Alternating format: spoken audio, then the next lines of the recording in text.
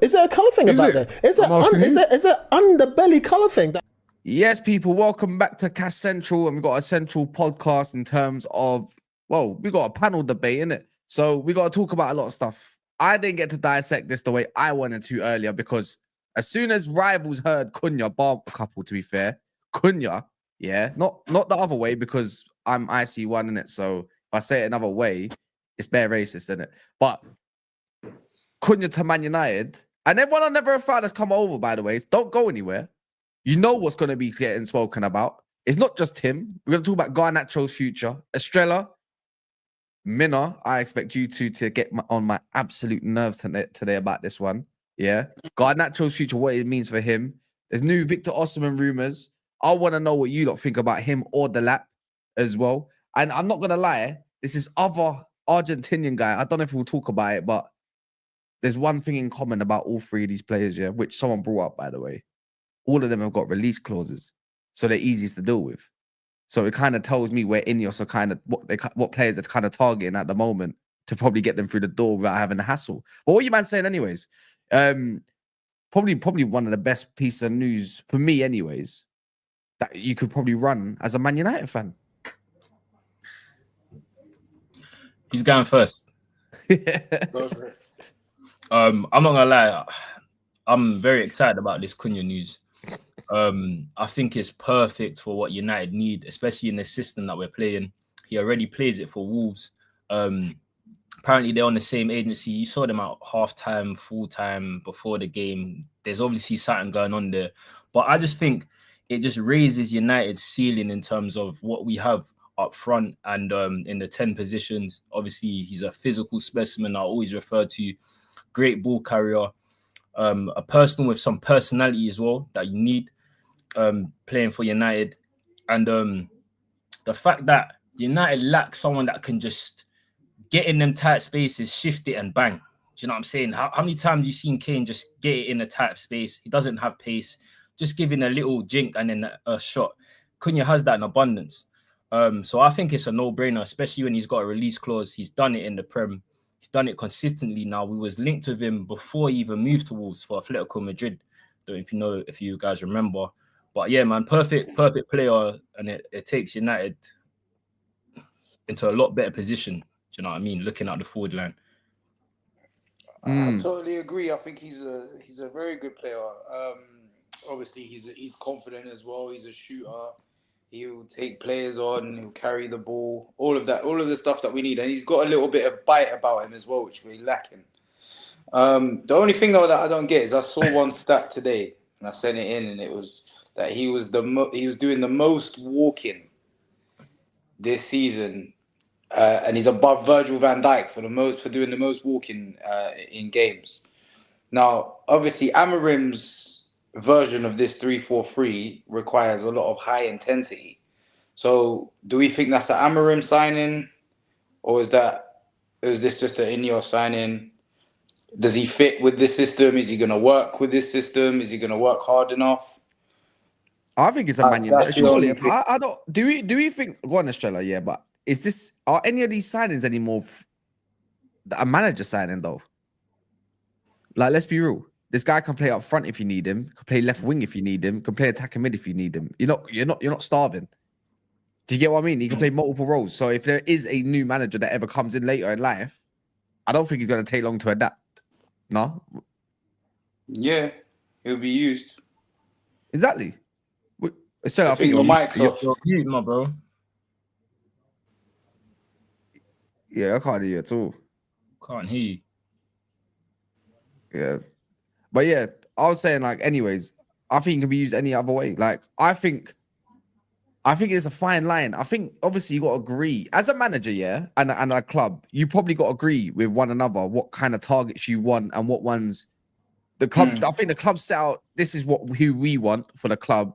Pick who you like, and then we'll try and we'll see if we can get target A, if not B, if not C. Yeah, you know, everyone. Can you hear me now?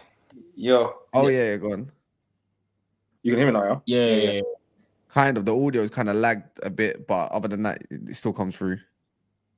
Sorry about that. Wi-Fi me even me, dude. Sorry. Yeah, sorry, I don't want to interrupt. Yeah. But no, I was just talking about like if it's a club signing, if it's Ineos signing and whatnot. I'd say if you look at the best parts of Cunha, is him running in and behind, like pressing forward. I'd say in the system, that's what you kind of want. We ain't got legs in the final third. So, and like you said, he can play cam, can play as an actual striker if he wanted to. The physicality, yes. This whole bit of temperament that you're saying, that I don't see it as a problem. I think a lot of our players don't have like testosterone. They don't fight on the pitch. I don't see no fight at all. It's just literally just like little children. Having someone like Cunha kind of improves that in terms of like battling. Because I remember back in the day we used to have like the Roy Keanes. We used to have Vidic, Rio, like people that would get aggressive, people in each other's face, spice the game up a little bit. If we're playing crap, we need someone in there to be like a little.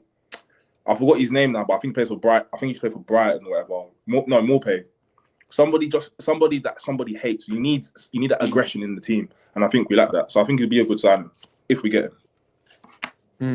Also, you know the point you made about the walking stat. I wouldn't read too much into that. A lot of the game nowadays, is you see players walking. It's just in their structure. Do you know what I'm saying? They're not gonna go and press aimlessly. If you actually, one of the main attributes is pressing, like Estrella referred to.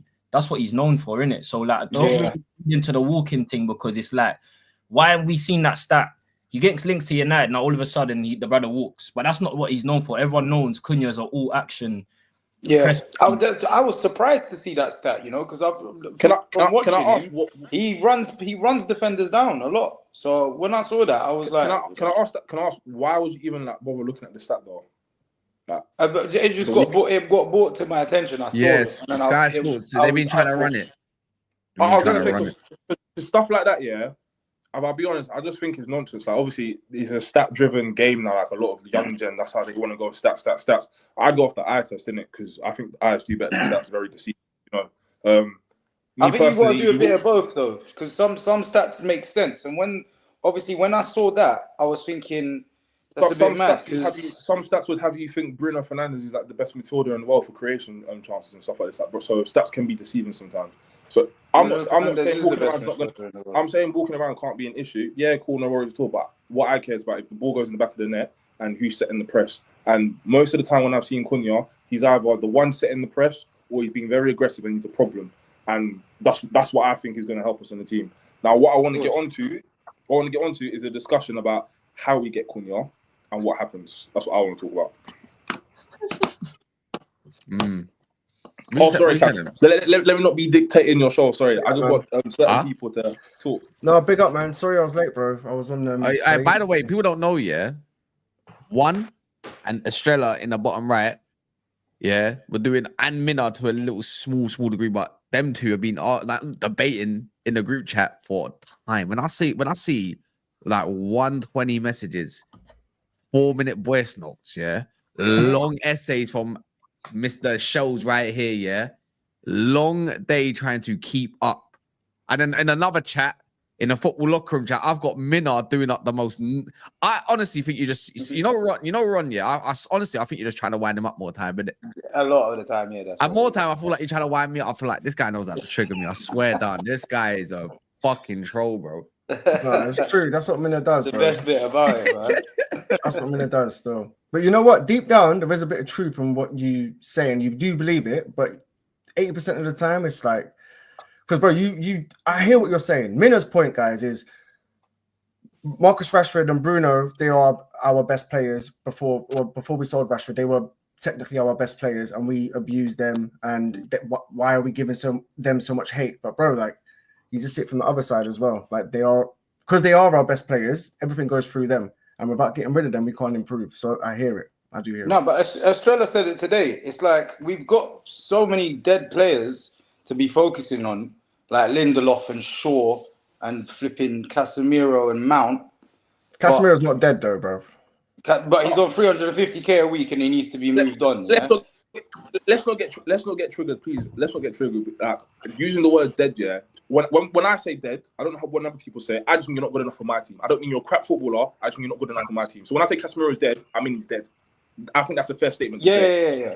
But what I'm saying is we spent so much time worrying about Rashford, who really and truly we could be using right now, and we spend so much time worrying about Bruno, who is the least of our fucking worries, bro. Do you know what I'm Can I ask you a saying? question? Minge, ask you a question real quick here. You're saying Yeah. we could have been using Rashford, we could have been using Bruno. We're acting like this guy hasn't been at the club for almost a decade. For the last 2 years, woeful. You had one blimp of a season where you scored 30 goals, and it was even leggy towards the end of the season. We were going through games where you was not doing anything but getting odd tapping or whatever and getting a goal, and it was disguising performances.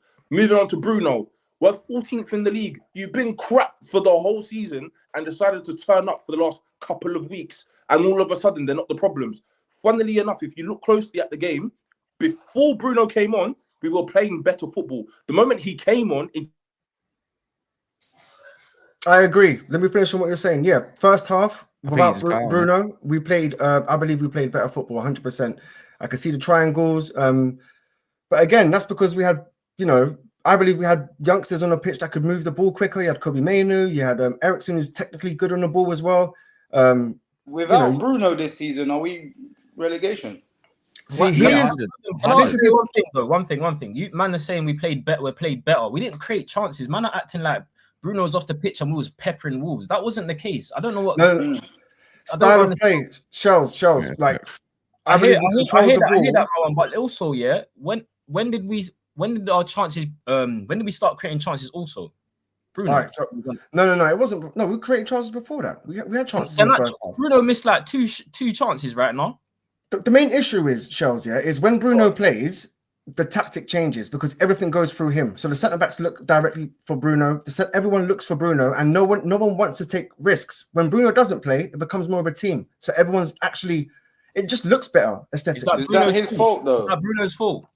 Wow. Naturally, when you play football, you're gonna look for your. I feel like I'm in our WhatsApp groups, bro. Is that Bruno's fault? I'm just asking though, man, because he's the captain. I rate him, but technically it's not his fault because the manager keeps picking him. But our squad is shit. So Bruno's superiorly he's the least. Our squad is shit. So yeah, he is our best player. I don't even like the guy, but he's been performing for us, bro. Kaz, let's not forget, we brought in Bruno and Pogba was still at the club. And do you know what we done? We put Bruno up front and put Pogba in a deep playing 6 when it should have been the other way around. But I'm not saying Bruno is the problem. Bruno's been scoring goals, getting numbers. He's doing his thing. Yeah. He takes every corner. Everything goes through him. I'm not saying he's not even assisting through corners though.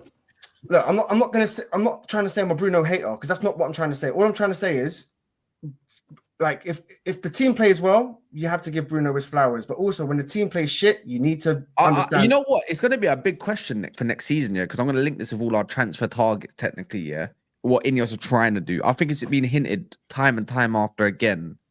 7 or 8 players. Have you not noticed that? It's like, even when Amrin first come in, he kind of didn't mention it. Then after a few weeks, he mentioned it. Then there was always reports coming out saying we need about this many players. And then there was about a few players. There's quite a few players still going out. When you count them all up, it counts to about 7 or maybe even 8, maybe even 9, depending if you want to count youngsters as well.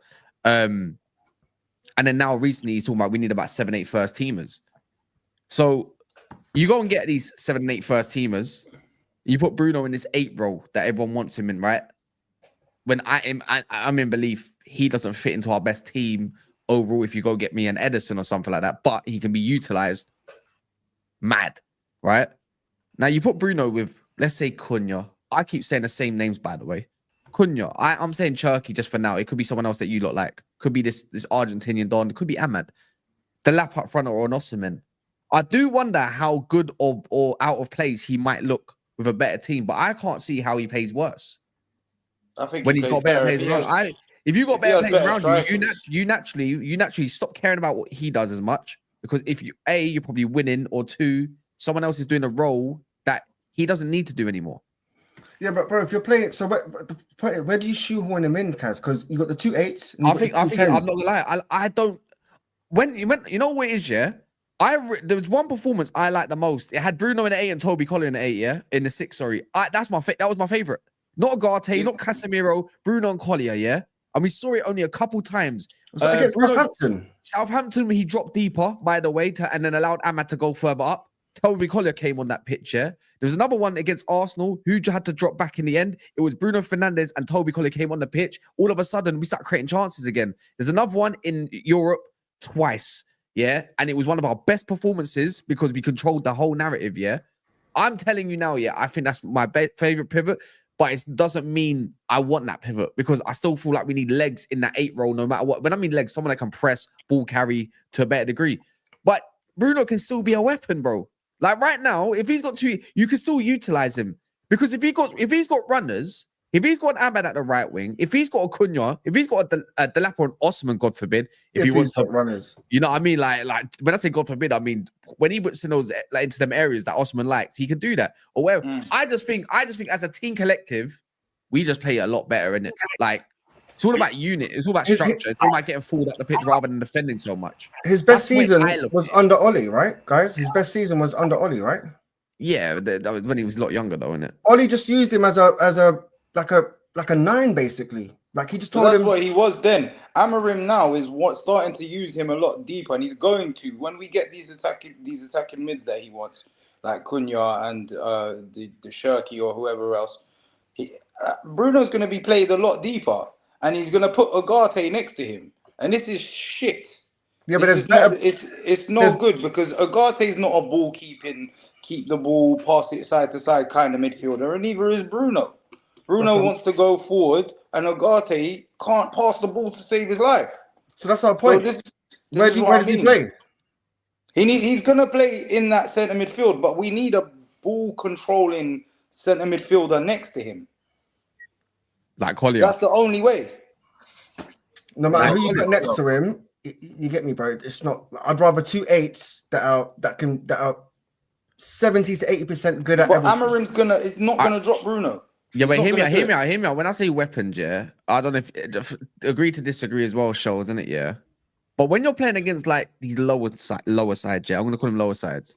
I don't really need a Collier and let's say I'm just gonna say his name yet, a better Angelo Steeler or Edison, an 8. I need Bruno on the pitch, bro. I don't need bare defensive man on the pitch no more. I need Ugarte either. Yeah, I don't need him no more. Yeah, against the big sides, I'll probably end up dropping Bruno. To be fair, I don't think I want him to play, but he's a big game player. That's the thing. He is a big game player, and he has moments. But we might have other moments, players where he's not needed, but he might be a weapon there as well. This is what I'm saying. Is about like. We could have a really good 11 after the summer. We might not in it. Who knows? Yeah, big up E-Man, yeah. But I'm in this place where, bro, I'm starting from what I've seen of Bruno since he got sent off against Wolves. I like what he does for the team, and I like what he's been doing, and I want it to continue. And I think that's a bit of hopium coming from me. And I'm one of Bruno's biggest critiques, by the way. I'm just saying in it. I just look at him. I just think he's a conversation we have maybe again. The following summer. Let's see how it is, innit? He's got 1 year left on his deal by then. Let's see where he is. He can get it's like he could literally finish. This is all hypothetical, by the way. This is my hope, innit? Yeah. But he could literally leave Man United in such a good place. He'll be remembered just for that alone, more than a lot of other players that come through the door. And that is what I think draws a lot of players to come to Man United. Because if you're known to be a part of that, if you're the catalyst that slingshotted you back into the top of the English football, then bro, you're laughing. Oh, by the way, when I said that's a great one, someone said it. By the way, this Seko Kone, he's it. That brother's our Caicedo that we never had. We bought him. He's gone in the academy. He's fisting it up like it, bro. It's way too easy. This guy is our future. He's our future, bro. He's our future. Why can I ask you that? You know, on the whole point of Sekou Kone, I said the same thing on my match reaction. Yeah, you play with these numbers. Like, it's easy to put a defender in for me, like Frederiksen or something like that. If he was really down to the cause, he should have played Sekou Kone, even if it's 10, 20 minutes, bro. You got Eriksen playing 90 minutes. Like, Eriksen and Bruno pivot. Like, we didn't need to see that. Do you know what I'm saying? It was basically a dead rubber game anyway. So if you can play these defenders in, get Sekou Kone in there, because Eriksen ain't going to be here next season. We got to start finding solutions, because our biggest problem is midfield, bro. We keep getting overrun. Yeah. We keep getting overrun. There's a massive... You look at any midfield we play against here, and look at the physical difference, bro. Let alone but look at the physical side of it first. It's deep, bro. Like, Aston Villa bullied us. Fulham bullied, even though I think we Any beat them. team, bro. Any team. Brighton, Every game, Palace. the midfield is getting bodied. Every Yeah. single game. So that's what I'm saying. So next Yeah. season, putting Bruno in an 8, you can sign a prime Kante, bro. We're still gonna have the same problems. I don't Maybe. think Bruno is the problem though. Nah. Even when he plays Cass and Agate in there, they're still getting run through the middle. It's because there's 2 in the middle. So you need to have proper ballers in there, or you need to have somebody that controls the game. And do you know what I mean? Like we've gone Once from we get- Scholes to Carrick to Pogba to Agate, bro. This is fucked.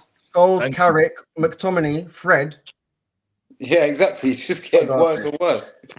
Bro, when you And get then Agate. players in there and we become a more dominant side in possession, you're not gonna see as much as this up and down stuff. When you have players and ballers in there, it makes the game easier. United are making everything. Football's an easy game, bro. We're making everything hard for ourselves, and that's why you're seeing the incompetence across the team as a whole. Do you get what I'm saying? We're lacking something. That's the problem. Like every player has their attributes, but they're also lacking a major thing. Like Ericsson, Kaz, our last show last week, I said I wouldn't Oh mind my god. Ericsson, and you were like, nah. But bro, Aye. he had a good game against Wolves. Am I the only one? Oh, Wait, who? oh, bro. Ericsson, he was creating a lot. Oh, he was the flipping reason we lost. What? Because of the free kick? Yes, bro. Gave her 1 free kick. Did you see the No, outside of it's the boot? more. It's more than that. You know what it is? It's like sometimes, yeah. All right, on the ball, Ericsson is dope at times. Yeah, don't get me wrong. But when I see a man skip him, and he's walking, bro, like, and he's just like looking. You know what? It's not even his fault. You know whose fault that is? That's Amram's fault for keeping on the pitch. I say it all the time. You can't give Ericsson more than 45 minutes of game time per game. He's either a super sub to bring on at the end. If you're gonna start him, bring him off, please. He can't run. The guy's like, it's like, do you not remember watching Schweinsteiger? Oh, bro. Do you remember what that was like? It was dark days, bro. Who was Cause- next to him? Schneiderlin and them, man. Oh, bro, don't remind me. Was Oh, Schneiderlin man. really the problem when he played with Schweinsteiger? Fellaini and them, man, I think. You know what I'm saying? Look at the midfield profiles we've signed, bro. Like, what's going on, bro? Just get me someone that can give me a Michael Carrick, bro. Just someone that can give me a Stiller that just goes in there and recycles the ball, bro, and does what he needs to do with technical quality. Like, we Bro, need give to me a Darren Fletcher right now, bro. I'm starving, Anyone, cuz. brother. Take him, bro. Owen Hargreaves and them, man. Yeah, but he gets injured too much. Underrated.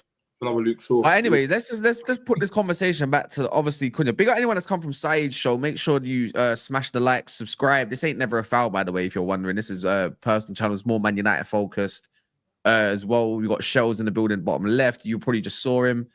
Ems or Marwan, top left. You can see we got Estrella. I'm pretty sure you will know him very well.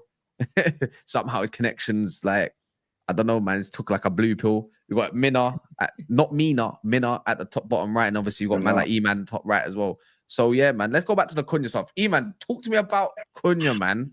I swear down every time I want a conversation about Cunha, yeah, I'm either doing something quick, I come back and the conversation's ended, or never felt early this morning, yeah, or afternoon. I got rivals being salty and running agendas like all of a sudden talking about, oh, he's walking and all this stuff, Yeah, and blah, I blah, saw blah. that in the His chat, attitude problems because he's had a couple incidences where man's trying to run comments about man's family. You get slapped, bro. Like, simple as that. Proper man and things. But yeah, anyways, what you saying about Cunha, man? I'm excited, man. I'm gassed. Like a child. You know what it is? I'm there with you, Kaz, bro. I'm there with you, bro. Can you hear me? Yeah. You're blessed. I'm struggling to get myself excited about a lot of the stuff that's coming out. Not because they're not good players, not because we got like links to like 4 different attackers today, which was good, but like, and it seems like things are progressing. But it's hard for me to get myself up after what I've been watching all year, bro. It's actually hard. Like this has actually been like I should feel excited, but where are we in the table? Like, I don't want to put it to this. Where are we in the table? I haven't checked the Premier League table since 2024, bro. I swear. I don't know what it looks like. I don't know what it looks like. And I'm talking 2024 season, bro. Yeah, I don't know what the table looks like. When man were telling me we're 17th, I couldn't believe my eyes, bro. That's how bad. Well, I don't think we've hit 17th, but close. Even then, it feels like that. So like the fact that we're even in the bottom half and we might finish there, it's hard for me to get excited about all of these, like just all of these links anyway. But specifically on Cunha, really good player, understands the system that we're playing, can double up as a 10, or if need be, probably play as a 9 in emergencies, really. But I wouldn't want to play him there through the middle. I'd want to play him off the striker. Just a good, solid player and someone that's ready now. It's nice to get like those signings that have been at like 24 to 26 to 27 age range, because you know what you're getting in terms of like quality, where they've gone through sort of like their growing pains. They understand their game and they're just going to get better. So, and on top of that, like with his stats as well, like you're looking at someone that's like a 1 in 3 shooter. You're gonna get a goal every like 3 games or so, which we need. We ain't got any shooters, bro. We're starving. Like Højlund is like 1 in 20. Garnacho's like 1 in 22. Wait. Højlund's 1 in 20. Yeah, bro. No, it's 2 in 20. I think it's like 2 in 20. Do you know why? Like I said, stats. Do the math for me. Wait. Do you know what I my brother at the bottom. He looks horrible in the eye, and his stats are bad. Cool, fair enough. That's Estrella in the chat, by the way. Yeah. Bro, we're all in the group chat. The name at the all bottom. in the same group chat. If we don't get anyone on the panel, because you're in the group chat. Ems, are you? Is this to? I'm confused. I'm confused in terms of like. What was the question? What was the question about Højlund? What was the question about? Did someone ask a question about him? I think Estrella's asking the question. Okay. I was going to ask a question in relation to that. Like Højlund, like his stats are bad and he don't look good on the eye. But then I think it's a stupid stat to have when you say about 1 in 20 or something with Højlund. How many chances does he get a game?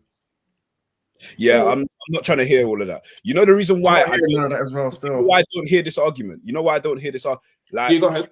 You know why I don't hear this argument. Go ahead. 29. Not even just about the goals. Mm-hmm. It's all about it's about the other tangibles or intangibles of just being a forward. Bro lacks. Like I actually watched the 17-year-old kid who's clearly not anywhere near ready for first team football. Yeah. More useful in a Premier League match in that space of 15-20 minutes that he was on the pitch. Can I ask you a question, please? Someone that's actually been playing pro football for at least 3 seasons. 3 seasons. And on top of that, we're even playing in a system that he actually started and developed him when he was at Atalanta. Not saying that we do not, and it's not a coincidence to me. You know, like when he first came, it was always a case of, he's always in the right place, and he's just unlucky. He's almost there. He's almost like he gets a chance, and it's like, in fact, he even had it against Wolves. He's almost there, or he doesn't make it, or this, that. Like, bro, we were making them, and you know what's mad? We were making these excuses for him constantly. Like, it's like, like he's almost there. Like, okay, cool. Like, if he was just half a yard, if it was like half a yard there, like if he was half a yard quicker, or this, that, another. Like, but all of these things add up. It's not a coincidence, bro. It's literally, I don't watch him. I don't look at, like, he would think that he has all of the tools physically to really be something, and it's not even just a confidence thing. He's just not good. Cool. Yeah, I don't think he's that good. Cool. My rebuttal to that is because of all the points that you made. Just in short, yeah. When we bought him, we were supposed to have a senior striker with him. We was linked with Harry Kane at the time. Yeah. I'm not going to do this thing. Trust me, I'll land it really quickly. We was linked with a senior pro striker because that was the whole point. Get a young striker, and get a seasoned one. We didn't get Harry Kane. Instead, we had Martial. He was injured most of the time. The guy came in cold. Guy came in cold from a foreign league. Yeah, he's coming to a shit show. Fair enough. He might not have the minerals to exceed at a certain extent. But like I said in the group chat earlier, Harry Kane was 18 years old when he was kicking ball at Millwall. everybody thinks this is FIFA, where like, oh, you see a banging 21-year-old in a foreign league, yeah. As soon as he comes to the Premier League and touches, he's gonna illuminate the same exact play. No, it don't work like that. And I've said this already. All the players that we've seen that are good in their first season or in their breakout season, they all start to regress.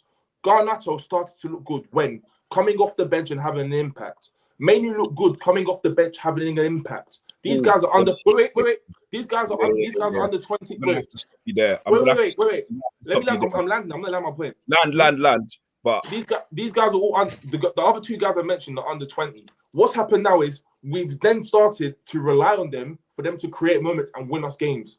That constant pressure and no structure in the team has now had an effect on them. They picked up injuries. They've now come back and they don't look the same. Mainly looks like he's regressed. Regardless of that goal he scored, I don't care. And Garnacho looks like he's regressed. Very true. Still creating chances. yeah, I'm gonna have to disagree with you there. Can I? And I don't want to like bring it because I feel like we're going off topic here. But like, I will say this, and I mean this honestly. They made a mistake. Like, it's okay, and I hope they rectify this in the summer. They made a mistake with getting Højlund in. Yeah. And also, they made a mistake. They made a mistake, and they paid way too much money. Fact of the matter is, they at most they should have paid at least 40-45 M's. And I still would have been pissed off with the signing. I need to add on to this, by the way. I need to add on to this because there's content behind everything as well. Yeah, we paid 72 million for him. How on earth was we ever going to bring in a senior striker with him for 72 million? That makes no sense. Why you don't pay 72 million to therefore go and get 100 million? What happened to like giving strikers a season? Hold on, one sec, because this is his second season, so he's got 2 seasons. So he's had 2 seasons. Hold on, and by the way, when he was at Millwall, yeah, in 11-12 season, he got 9 goals and 5 assists. By the way, he banged at his age. Yeah, for the championship, I'm pretty sure he was in the championship at that time. By the way, in his first time when he was at, I think it was Leyton Orient, yeah, if I remember. I remember looking at this only the other week, sorry. I'm pretty sure he got 5 goals and he was young. Went to Millwall, got 9 goals, 5. He went to Norwich, who was playing actually in the Premier League at that time, but he got a metatarsal fracture and he was injured for a lot of the season. And obviously that's the first time. Then he got his chance at Tottenham, and guess what? He banged.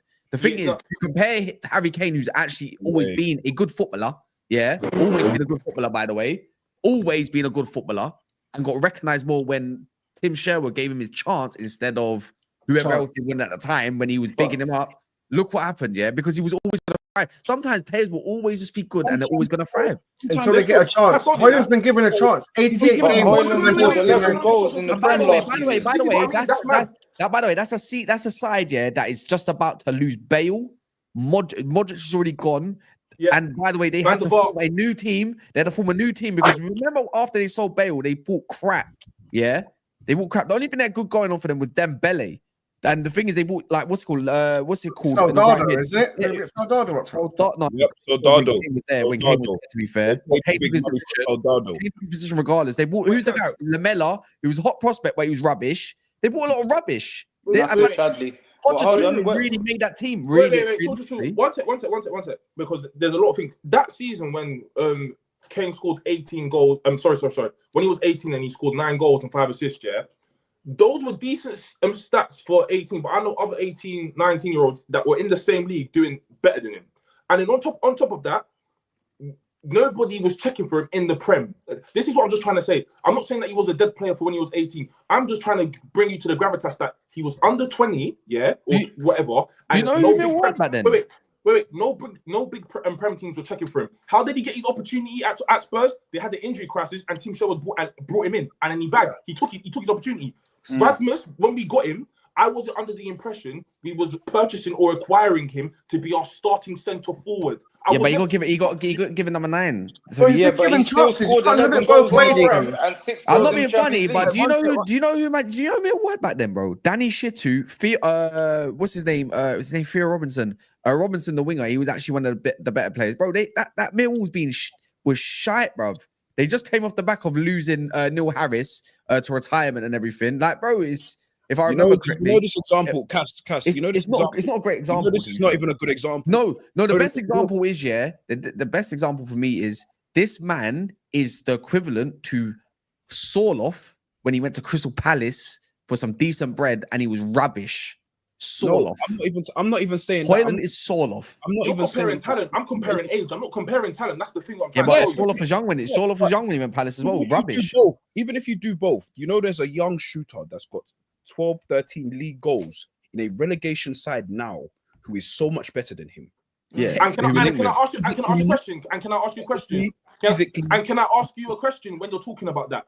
That relegation strike, that regulation striker, when he's scoring them goals, how is he getting the goals? You don't get a lot of chances, by the way. No, he got more chances at United, bro. I'll be real. Have you actually watched Liam Delap play this year? I'm asking, genuinely asking. All I'm going to say is this. No, I'm not going to get drawn into this. All I'm going to say is this. No problem. Rasmus might not be good enough. Let Delap. Let's get rid of Rasmus and get Delap instead of Victor Osimhen or Gokares or whatever striker you want to get. Yeah, let's go get Delap and see what he does at United. Because I'm sure the same thing. I'm not being funny with Cunha. I don't mind. What will happen? Two things. Rasmus will go to another club and then start bagging, and then when people will then say revisionism, oh my god, I'll take a 40-year-old Igalo at this point. You know what you're doing though? You're using an example of Rasmus and Man United's failures of recent to put down the chances of the guy who's worth 30 million, who's been at a relegation side. Amari Hutchinson got injured, by the way, for most of the season, one of their best creators, and he's still scoring here and there, trying to get his team through it. And better thing is, if he's not contributing for a goal, guess what he's doing? He's contributing to overall team play, at least minimum. We're forgetting something. We're forgetting something. Hold on, we're forgetting something. The thing is, Hoyland scored 11 goals in the Prem last season and 6 goals in the Champions League. And that was his first season in the Premier League at 20 years old. When he scored majority of them goals, when did he score majority of those goals? Tell me. It was in the short. He scored the latter part of the season. Exactly. In the everybody eats part of the season. And even in the biggest game of the year, and even what happened to strikers needing to come to the Prem and getting some time to the biggest game of the year, in the biggest game. Why is it only Man United strikers don't get that time? No, wait. He's had that time. He's had that time, bro. We're talking about last season. That was his first season in the Prem.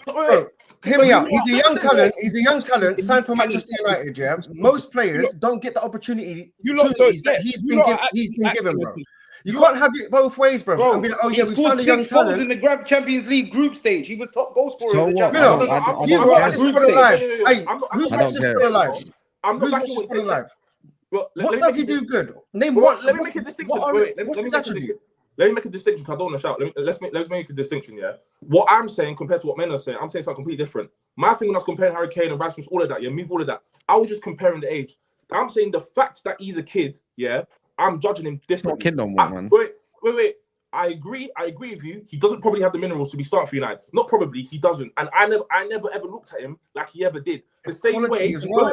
Wait. The same way I never looked at Manu or Garnacho to be starting for United. They don't have minerals to be starting week in, week out. You can see something. My thing is with this: how many strikers have you seen play up front for Manchester United, yeah, and have this maybe not as shit season as Rasmus, but have struggled and we've always complained we lack goals. There's an underlying issue, and this is what I'm saying before. Stop looking at the individual and look at the wider focus. Yeah, are we going to act like Rasmus Hoyland hasn't had chances recently? I ain't very fuck all. Can I add a point? Can I just make a point? Can I just make a point really quickly? No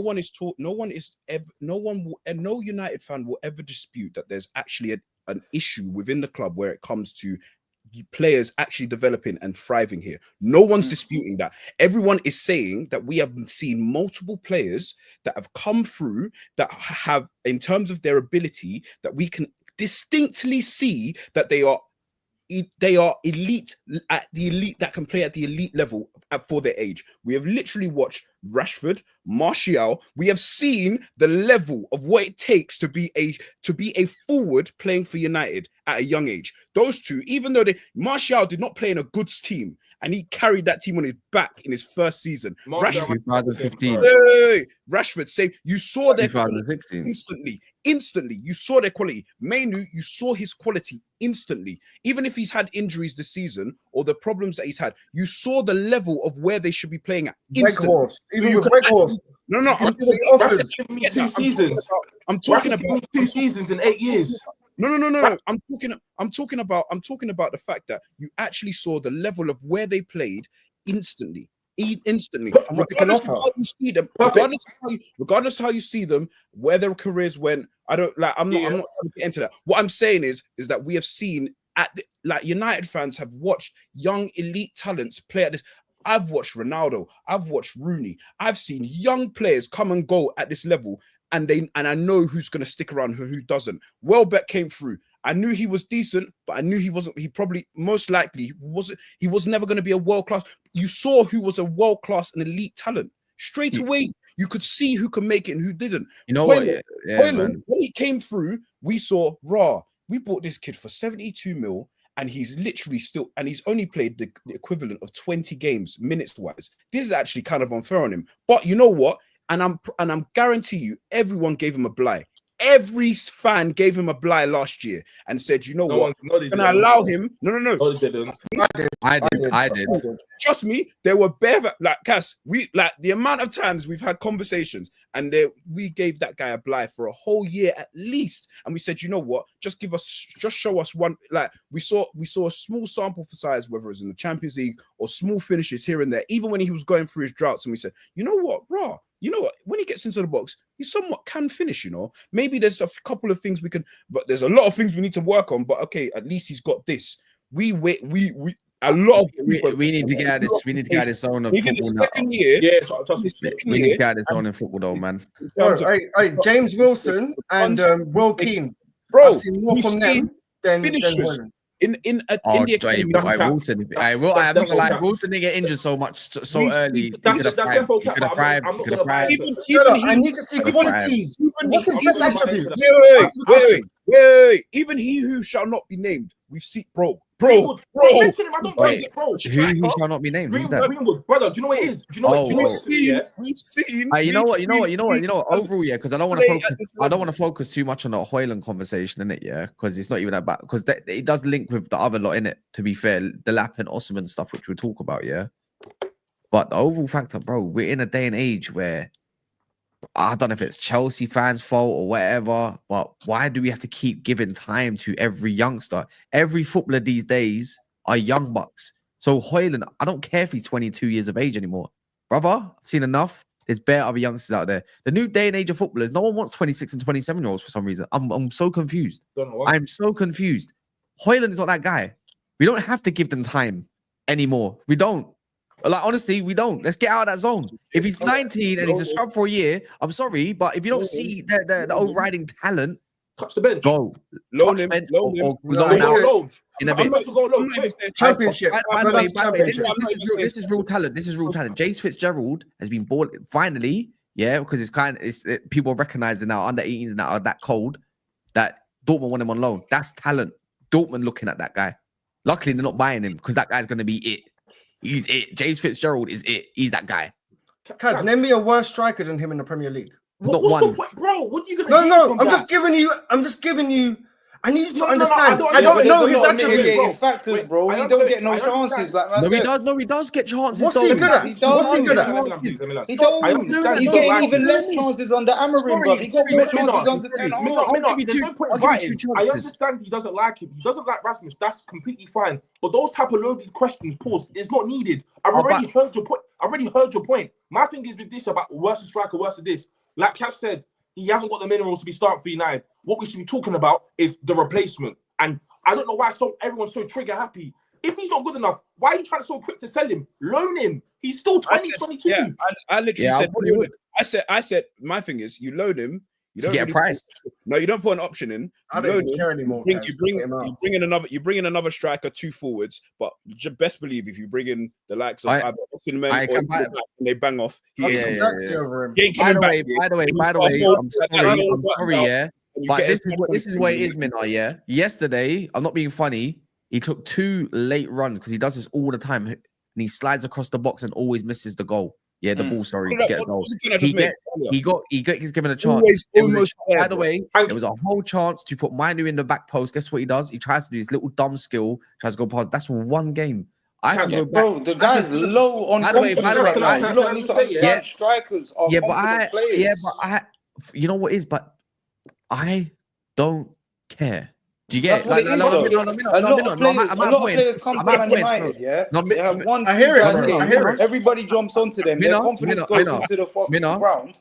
And then that's them done. Do you know what Kaz is saying? He's the only one I actually kind of agree with compared to everyone else. Because he's not just saying Rasmus is crap. He's just saying, I've seen enough. I want someone else. And that's what I want as well. Saying the same thing. I've had a chance. Don't try to do that. Don't try to take my flowers. Don't try to take my style of flowers, bro. That's my flowers, bro. Everyone's been saying he needs to go. Everyone's been saying he needs to go. Overall, 72 million. I don't care. He's not that guy. Hey, Kaz, you know the same thing with Garnacho. My thing is, if you don't like the player, we're gonna talk about Garnacho right now as it goes. If you don't like him, that's fine. I don't have no emotional attachment to any of these players. I'm just getting tired of getting fleeced. But I want to get our money. We spent 75 million on him. Fair enough, we don't like him. The guy's 22 years old. Why are you so quick to sell? I've seen plenty of players during Sir Alex Ferguson times where they got loaned out. Bruv, Chris Eagle, got some bread for him. Man, ain't got to talk about it. You think you're breaking like United? But you know, I actually thought Chris Eagles was going to be cold. I hear this. Can I say something to your point? One thing to your point, yeah. You see the Højlund thing. Why I'm so he needs to go out is literally just because we bought him for 72 million. United are strapped for cash, yeah. You're saying to loan him out. I don't mind loaning him out, but say we loan him out now, yeah. Yeah. And he's still stinking. That value is only gonna go lower. No, but the thing is, you're only gonna get. They already said they've already said that he like the max that they're looking at getting is like 30 M's. His 40. No. The max they're looking at getting 40 because no. As in they put a price already. Like as in they put a price saying he's available for 30 M's, bro. I don't believe that. I don't believe that. For them to make PSR, they have to sell him for 40. Yeah, that's my point. So my point is, if you loan him, most likely you loan him. You got his market is Italy anyway. He's not going anywhere else apart from Italy. Yeah. Italian clubs don't really have bread like that. Really and truly, you're gonna get 40, 45 M's for him. Hopefully, that's the goal. But if he goes to Italy, bangs 15, 20 goals in some different universe, and he bangs, you're getting your bread for him. At least, but instead of selling him for a specific price, or you loan with an option to buy. You loan him. It's like what we did with Anthony. So now we're playing chicken with Betis. It was big man. You lot just better pay us. Betis. By the way, if you go look at Betis' history, I promise you they're not putting out that bread. In terms of expensive signings, it's not happening. But the thing is, he'll fetch. I think Anthony has done more than enough at this point to probably fetch the price. To fetch some sort of price that Man United say, you know what? Yeah, fairs. Højlund doesn't. No one's spending even 50 million on this guy. But then this is the reason why you can't say you're going to sell him. One guy that has a price and then sell him. There's one man that has a price, and now we've spoken a little bit about Cunha. I don't really want to keep. I know you lot went more into depth in it on Sai's show, so it's probably good to kind of go into a bit of a different conversation. But the Garnacho conversation now, is with Cunha coming in, you got Xerxes that can occupy that space, Manu that can occupy that space. He might not end up leaving, but let's be real, Amrim likes Mount more than probably Nacho at this point. Probably doesn't mind because he can play multi positions, so it works out a little bit more in favor. Yeah, you're gonna have some more outlets at the club at some point. We're looking at another 10. Like just little bits and bobs and everything that you can see around it. Ahmad can play there. There's so many. Bruno can play there. There's so many different players that can play in that position. Garnacho's future. Apparently, Conte wants him. He's number one. He wants him. He's gone. Why are we talking like how much? How much? Because Estrella told me one price, and I said, 65. If we even get 45 million for him or 40 million, just take it, please. 65. Bro, we're getting 55. We're getting 60 M's. Should I explain why? Is this future? I want to ask one question to everyone on the panel. Shows I ain't heard from you in time yet. Is this future pretty much sealed? Well, after Cunha, he's leaving. I think just because, like I said, I'm referring to in the group chat. I just feel like his value is a lot compared to other players we have in this squad because of contract situations, age, blah blah blah. For whatever reason, Garnacho, look, he's a talented player.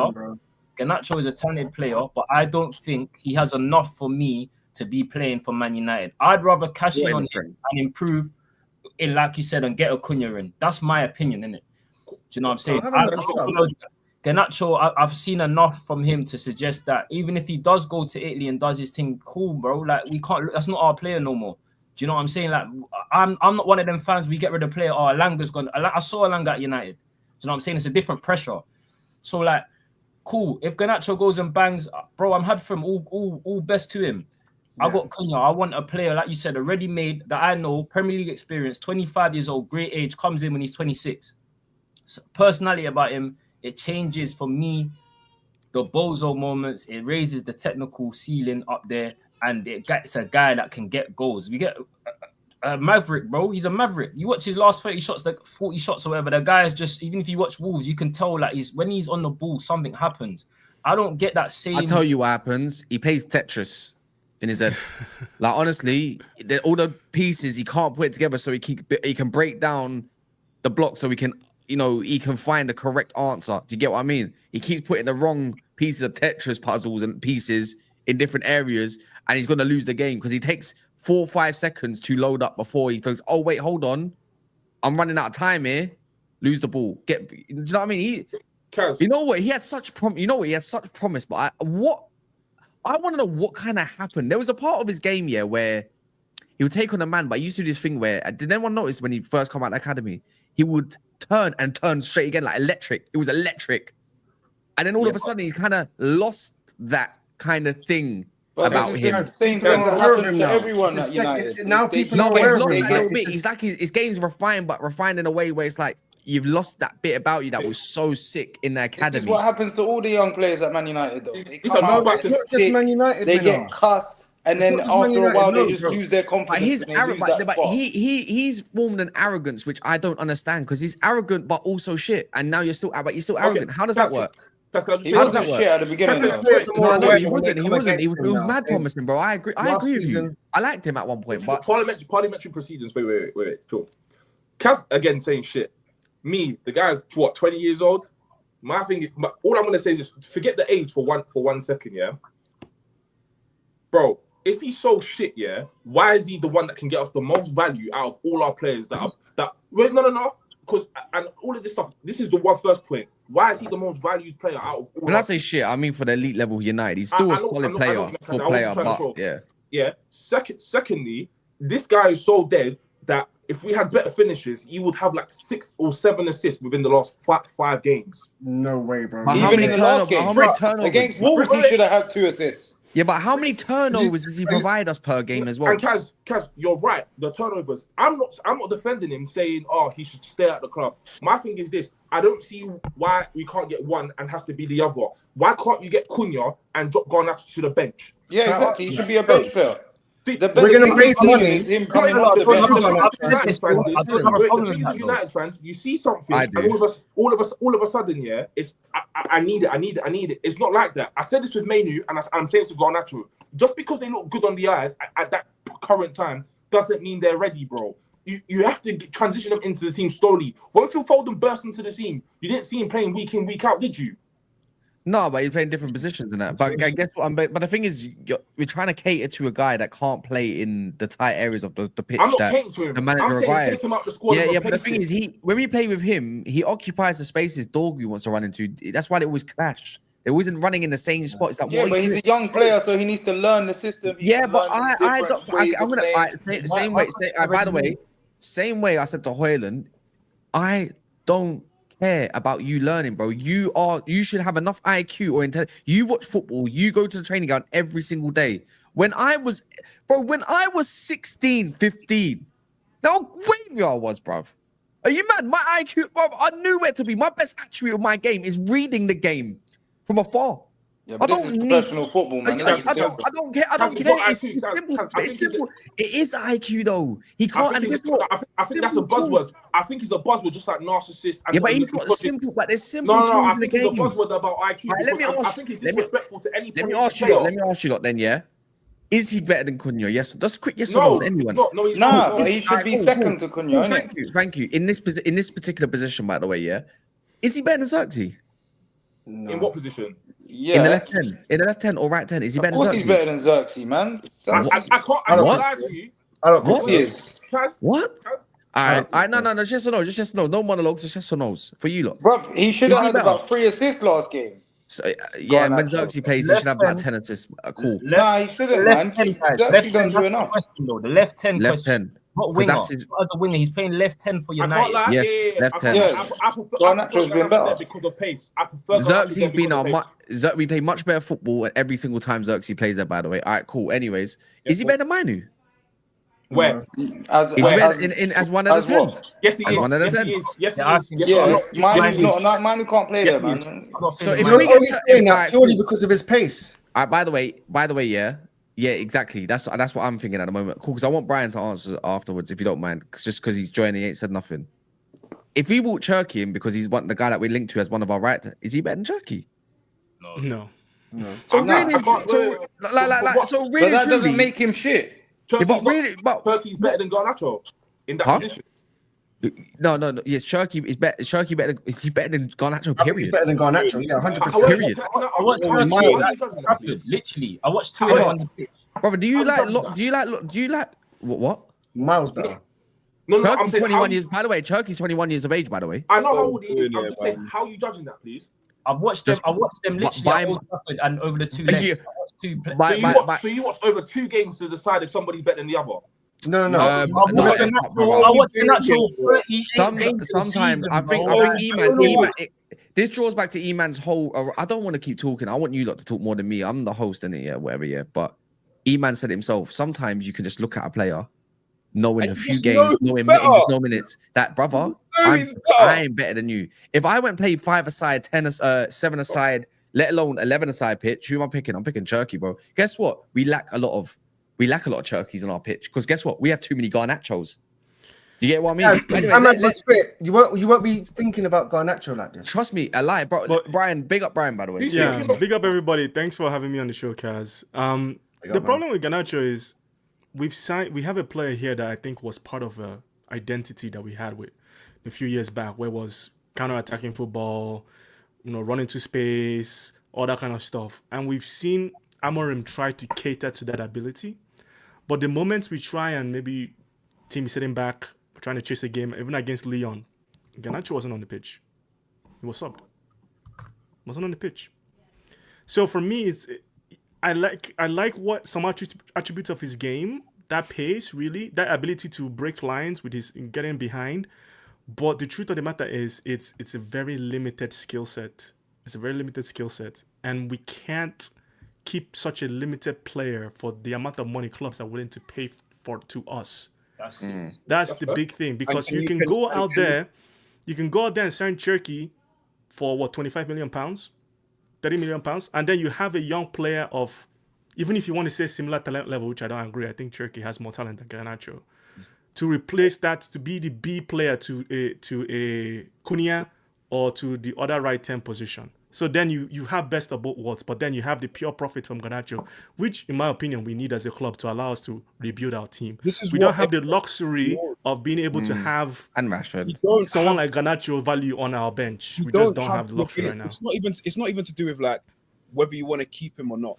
I don't think people actually understand how dire United's financial situation is right now. Yeah. Because of PSR, we actually have Champions League. We actually have, and because of lack of European football, potentially, we actually have to sell players that actually have value on our books.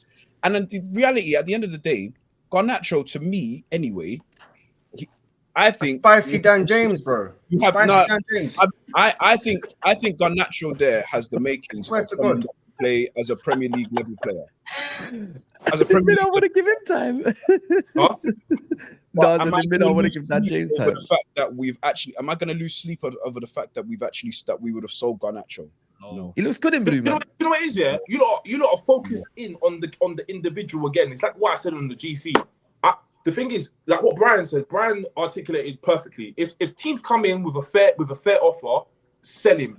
My thing is that why is he a topic of discussion when man and Johnny Evans, Mason Mount, Luke Shaw have been missing basically the whole season and no one says nothing? And then when we do say something. No, when their names are brought up, everyone's ringing is like, "What are you gonna do though?" Like, "Oh, it's Johnny Evans though." "Oh, Luke Shaw." But the thing is, what we do, bro. I said the same. Is retiring after this season. Need to go, but we need to prioritize. No. You're laughing because it's funny. Sorry, this is not me being angry.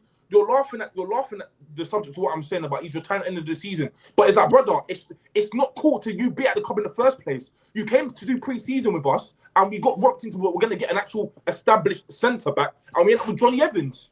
Yeah, I'm not gonna lie. No, but it's not on Johnny Evans. You go missing for a large proportion of a season, and then we're relying on kids called Heaven. I'm not saying because I'm getting onto the kids, but it's mad. Pause. Can we break that down? Can we rewind that a little bit? Yeah, Evans had a good first season, by the way. One of our better players. First and foremost, Johnny Evans was brought in because we needed a fifth centre back. Johnny Evans is a fifth centre back at the club, right? We didn't have the bodies. We sold Camboala, if everyone can remember. We sold Camboala. We needed to sort out and balance our books. Unfortunately, otherwise, ideally, we would have liked to keep him, to be honest with you, because he's actually a decent player. Having said that, Johnny Evans was literally there to back up the backups. Our injury problems at centre back were so dire, Evans had to play and was playing consistently. And to be honest with you, Maguire showed that he still got it.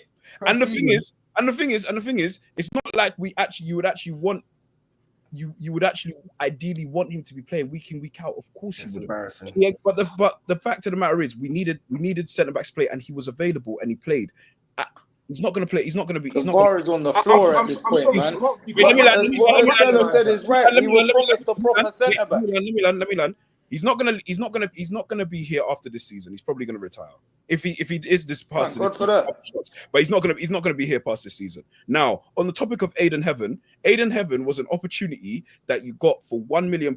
We needed a left-sided centre back who was tall, athletic, can play with the ball, can carry the ball, and can break lines. Aiden Heaven was an academy prospect at Arsenal, a very promising academy prospect at Arsenal who was ready to play now, and there was no pathway at Arsenal. Now, you now have an issue where Martinez is injured. We wanted to get Branthwaite as well, if you remember, in the summer. I remember. And Everton were charging stupid 70 million or 75 million. Right? Now, big up Jarvis, man. And big up Stu as well. Who's come in, and he has even shown, even with the small sample size, that he's actually got a lot about him. And he's actually ready to play. And the only reason why he's not playing now is because of the injury that he sustained. Otherwise, I think he'd still be in the starting 11 right now. And you can actually see that there's the makings of what our back line or back three could potentially look like with the likes of Euro and Heaven and maybe another set defender. Be it Mazraoui. There's a lot of provisions with what you're saying. Also, can we keep rewinding and add on to that? We always talk about how much we don't like Luke Shaw, and we always talk about how much we hate Mount and how much money we wasted on him. It's not about talking. I have vehemently been disgusted at the fact that Mason Mount is wearing number 7. I've given Mason Mount verbal, nasty verbal, bro. And I don't know the guy. 250 bags a week and hasn't even completed a 90 like deep it. He has not played 90 minutes for this club in 2 seasons. I've been on him. Luke Shaw, people have been actually talking about this guy, for years. And the problem is the fact that these guys have been injured for so long and they're on big wages. No, how do you get them off the books? You don't cut their wages. You can cut their wages. Unless someone comes in to come and back. No one's cut their wages. You can close their wages. There's a reason. It's very hard to cut your wages. No, it is. Can you explain how you can't? Bro, you're talking about multi-millionaires here, bro. Wait. Let's just chill for 1 second, yeah? Because this is the same establishment that chased the man for how long, paid money to get him out of club, signed him, kept him for a couple months, and then terminated him. Let's not pretend that they don't have money. Everybody can have education or whatever in finances. There is ways to do it. They just don't want to do it. But how did Sterling leave to go to Arsenal? No. You got it on loan. And then what do you think is going to happen at the end of the season? They're going to try and sell him. Cool. Now at our club, when we need players, what do? We sell We're them trying now. to do the same thing. We're trying to do the Yeah, same we thing. sell them now. Wanna We've do been the selling same- players. No. Who are the type of players that we sell? Because all the players that we're all naming are Who the did we sell? people- Who did we sell last window? I think our biggest selling, our biggest Hannibal. transfer so far has been Lukaku. Greenwood. 75 mil. Greenwood, we sold Greenwood. No. We sold a few, man. I've obviously discussed it wrong. I'm talking about who we talking about selling in the future. Well, Like, we can't. Well, we just need Luke Shaw. We want Luke Shaw to to go. anyway, though. That's the point. Hoyland, You're missing the point. I'm saying the names that we've spoken about before this topic is Garnacho, Mainu, Rasmus, and these No are the one people said that are about playing. selling Mainu. And these are the people that are playing for us. Yeah, they're rubbish. I'm talking. We've got cool, but they're still available to play for us. Yeah, People, but they're like, rubbish. people like Mason Mount, Johnny Evans, and Luke Shaw for whatever. But they're on the reason, back. they But they're don't on the get back. discussed. But they're on the back burner. Yeah, but because they're bored. They're still because getting over 200 bags a week. The thing is, they don't get discussed because they're on the back burner. Because people, let's be real, we're all checked out about talking about Luke Shaw and Mason Mount. We know they need to go. Give me Phil Jones, The thing- man. the thing is, Mourinho gave him I another don't deal. think it's Common a sense checked will out tell you. situation. I just think it's a priority situation because Bro. how's the club going to shift Mason Mount on his wages? That's what And I'm his saying. availability. It's demand and supply. Out compared to Football- someone like Garnacho, who clearly is on, who hasn't even got the big money contract yet. Like he's probably on what 50 bags a week, 50 and bags, he's- 50, he is on 60 there. bags. and he's got resale value. But Clear no, resale but you know what value. you're doing? Now You're does doing? not have clear resale You're value. being short-sighted right now because you know No what? one's In the being summer- short-sighted. I'm being realistic. Let me tell you. I mean, he's got glasses on. With the finances. In the Like, summer- brother. Wait. In the summer, we still owe £90 million in unpaid transfers. Yeah, cool. If we sell Garnacho for, let's just say 40, 50 million, because no one's going to give us 60 apparently. Let's just say we sell him for 40, 50 million. I am not confident that whole 50 million is going to go to another player. Inshallah, that's installment we could pay payments. him Everybody, No, every no, club It doesn't has. work like that. Inshallah, It doesn't every work club like that. has. And the Every thing is, club you're has. fixing the problem You later got on down PTSD. the You got line. too much Yeah, you don't want to PTSD. get rid of. Yeah, you want to get rid of Garnacho now, but Mason You Mount got too much and Luke Shaw, PTSD, they will still man. be here. They will still be Yeah, siphoning the money from but this. wait, hold on. Who's Wait, hold on. Can we gonna just sign break this Mount? down? Hold on. Can we just break this down a little bit? We're about to sell maybe Garnacho, which is basically going to fund Cunha. So what we doing? So can I trust this club to get a left-hand replacement? Oh my God, we've just been talking about it for the last hour. Kaz. What we on about? I don't think he's going to fund Even Cunha. if, by the way, sorry.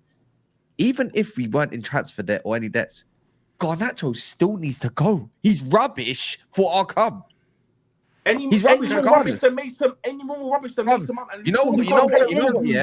Brother. Minna used to It's back different, bro. Garnacho night and day, and he's seen the light because guess what? He's just a. You know what? Sometimes he's just a bit of a scrub, and it's But fine. it's not a starter. It's different, He's bro. Do you know definitely what? not a So Nacho's starter. been given the opportunity. Good He's seen impact enough. player. I Mount's agree, been bro. injured, He's a good bro. impact player, but so is Martinelli, and guess what? We cuss him every time. He's just a scrub. No, I think it's crazy how you man get onto. I already said fair enough. If you don't think Garnacho is good, that's cool. But I don't know how you have the same energy for a man who was siphoning from the club. You are backing the I'm not wrong backing the players, in player. my opinion. I'm not backing the player. I'm not Nah, backing he's just saying the energy hating on Marwan. Garnacho. There's no Marwan. energy. That's There's no energy. Garnacho warranted. week out. It's It's always Garnacho. it's Garnacho, get rid of him. it's Why not warranted, Energy Mason is Mount there. and Shaw? You can't do nothing about it, bro. He's on 250k. He's injured. Luke, why do you think Luke Shaw's been here for so long? A, because of his wages. B, because he's injured and no one wants to No, take that risk. do you know why? Do you know why he's been here for so long? Because so many fans have been so content with him being injured and doing resurgences. They just come to accept that. Oh, Yeah, but he'll that- do a yeah, job but when you're- he's fit. but you're That's what I'm talking saying. There's about- no pressure to get him out of the But club. I'm not being. You man are I'm not being. doing this. I'm We not can't do being nothing, funny. Estrella. We What can't. What do can you want we to do? do? What Go away can outside we his do? house. Now, you know you're crashing out, yeah? The way you're crashing out about this, right? Know what? Like, we all have the same reservation about Shaw and Mount, you know? If we can get rid of both of them tomorrow, we will. Like, Globally, like, bro, globally. You ask anyone around the world, globally. we just know Giving there's up. no point. We are trying to focus on what we can do in the summer that is realistic today. Yeah. Garnacho has suitors that we know that we can actually sell for financial reasons. If we could get Mount, I promise you, if I could ship Mount off to Crystal Palace tomorrow, I would, bro. I would. Bro, If I could do you know what it is? Luke You Shaw- keep talking. If I could ship Luke Shaw to Saudi tomorrow, I would. I promise you, I would. I don't know if you understand. Everybody has literally been on the fact that, like, we understand that these men are a waste of squad space and money. Everyone understands that. Everyone understands they're earning way too much, and they're not any use to the squad because they don't play. So pay out the contract. So pay out the contract. Bro, But that's what done with Phil Jones and them, yeah? But your energy, I wonder, can we dead this? You're talking about old Man United, though. You were talking about a situation which was not in Ineos's hands. Ineos have taken over. What can they do with man's contract? They didn't give him a new contract. Can I answer Enshola really quickly on why? Can you tell people to smash the likes first, please? Because it's disgusting. Guys, this is a late stream for everybody. Please smash the likes. This is, people are working really hard. They've done full shifts at work. They're coming to do full shifts doing stream. So please smash the likes. Enshola, to answer your question really quickly, the reason why Manchester United and the reason you're not seeing clubs cancel contracts as much anymore is because of PSR. It will go down as an immediate loss on our books. We can't. Not for Luke Shaw. What are you saying? Not for Luke Shaw, not, but we still then have to pay him out, which would again show again and immediately. How much do we have to pay him out? How much is his contract left? Maybe 2 years or something. So we have to pay him. He's got 2 years left. Okay, I think he's just under like 6 or 10 mil or something like that. Just under. Okay, so that is an immediate loss on our books. We can't afford to do that. So Garnacho, like you man said, so Garnacho. How would that make sense? It's cheaper to keep him than to get rid of him. No, why would you then take that pure profit to get from Garnacho to try and absorb the sale, the cancelling of Luke Shaw's contract instead of using it to get and sign more players? It's not beneficial. We're just punching ourselves in the face to fix a problem that we had a long time ago. There's no point. No team pays out no one. Wait. Brian, all I'm gonna say is this: when it comes to terms of like doing tax or moving finances, clubs can get very creative. So when I'm saying the money, clubs can get very much accused of cheating. Yeah, that's true. And then what happens? You just stay in a legal battle for how long, and it continues. But my thing is, all I'm gonna say is this: you don't have to do anything crazy to balance the books. I'm saying. I understand what you man are saying, so I'm not being ignorant and arguing. You guys have made a valid point in saying that the immediate issues that we can resolve are the players that were named. And I understand that. That makes sense, logically speaking. But I'm also in rebuttaling saying that, brother, no. Why is that we're going for those particular individuals when you're basically kicking a problem later on down the line? Luke Shaw, we've known has been a problem for how long, and we haven't got rid of it. He won't play. No. It sets a bad example and a bad tone in the squad. Yeah, but he'll just get sent to the gulag, bro. Like, he won't play. Heaven's gonna play over him. Other left wing backs. Well, he won't play left wing back anyways. He just won't play. Like, why can't we sell him? I don't get it. Can I make a point? Because he's unavailable all the time. He's unavailable all the time. No, we care about Luke Shaw, Mason Mount, the same way as we care about Garnacho and all these players. The reason why you don't hear about it enough, look at it like this, bro. Imagine you just bought a house, right? But then you've got a budget to fix the house, right? Mm-hmm. Then you've got the leaking roof. That's going to cost you 20, 30 bags. You can't afford that right now. But what you can do is fix up the yard. That's what we're trying to do, bro. We're trying to clean the house. And you're trying to fix the yard. But guess what? You're trying to fix the yard on shaky foundation. So whatever you do on the development, the shaky foundation is still there. The roof's just gonna fuck it up again, bro. If you tell me everyone's contract, bro, that's the realest thing. He's not gonna play. He's not like if he was playing week in week out like the old days or like he's not. That's not the foundation, They're just furniture that we haven't. I already agree with you when you're saying that he's not gonna play all of this stuff. The fact is he wins if he stays at this club, he wins. Regardless, he wins. He's not gonna stay. We already know he's not gonna stay beyond his contract. We already know that. But why is that acceptable? Why is it just accepted, though? I don't understand. Why is it just accepted? No one wants to leave, bro. You're at the biggest club in England, Manchester United, high wages. Bro, they're going to freeze them out there. It's not. Fucking make them train with the kids. Bro, who's going to give them making an argument? I think we're making debate for worse got rid of over 400 members of staff. You're telling me they can't get rid of players? Yeah. Because I want to understand. Who's going to buy Luke Shaw on 200 something a week? I didn't say buy. See what I mean? I didn't say buy. You keep saying buy. I said terminate. Fire P45. A P45. You're still P45. You're still paying up the contract, bro. You still have to pay out the contract. And I said, do that. I don't mind. Do that. There's no difference between paying it out and paying it weekly, bro. We cannot afford to do that. There's no difference between. Sorry. We cannot afford to pay out someone's whole contract right now in one lump sum. We cannot. Why can't we just sell him to some Australian team or something? I don't get it. So Lingard, yeah, but Lingard was available. You think if there was suitors for them, we wouldn't ship them out tomorrow, brother? Take them off their hands. That's just bad business. How can we not sell him? We've done this, bro. There was suitors for Harry Maguire. We didn't want to pay the difference. No one wants injured players. We sold Lingard. He had a great season for West Ham, and he's available more time. No, I said Harry Maguire. There were suitors for Harry Maguire, and we didn't want to pay the difference. Yeah, exactly. Different. You want us to pay? You want us to pay someone that's still got 2 years left on their contract? Someone who had a year on their deal, left 12 months left on their deal. We didn't even want to pay Maguire the difference of what it would have been if he had left and went to West Ham. Bro, we paid the difference for Wan-Bissaka, didn't we? Someone that's got Mount has still got at least 3 years left on his deal. Shaw has probably still got 2 or something. You want us to pay that all out in full? We cannot afford it, bro. We cannot afford to do that. Yeah, it's dumb anyways. Wait, no one's saying pay. Wait. This is what I'm trying to say. When it comes to employment tribunals, this there's ways of doing this. You could pay out in payment settlements. You don't have to pay all out in full. I'm saying there's ways around this that you could do it just to dissolve someone's contract. You might not just arguing with me for the sake of. You're pushing out. No, you're doing that. You might not getting frustrated with me because you think I'm frustrated. I'm just baffled as to how to make you understand. Casemiro, we tried to get rid of him last season. This January, we couldn't. You guys are combating my point because you don't see where I'm coming from. Because you're coming across quite combative as yourself potentially. I'm coming across as what? Sorry. You're coming across quite combative yourself though. Like the way you're trying to put a point across to feel like you're right. Like what? We can't respond to that. No. The thing is, you're talking about energy for energy, but I feel like you're just arguing for the sake of arguing.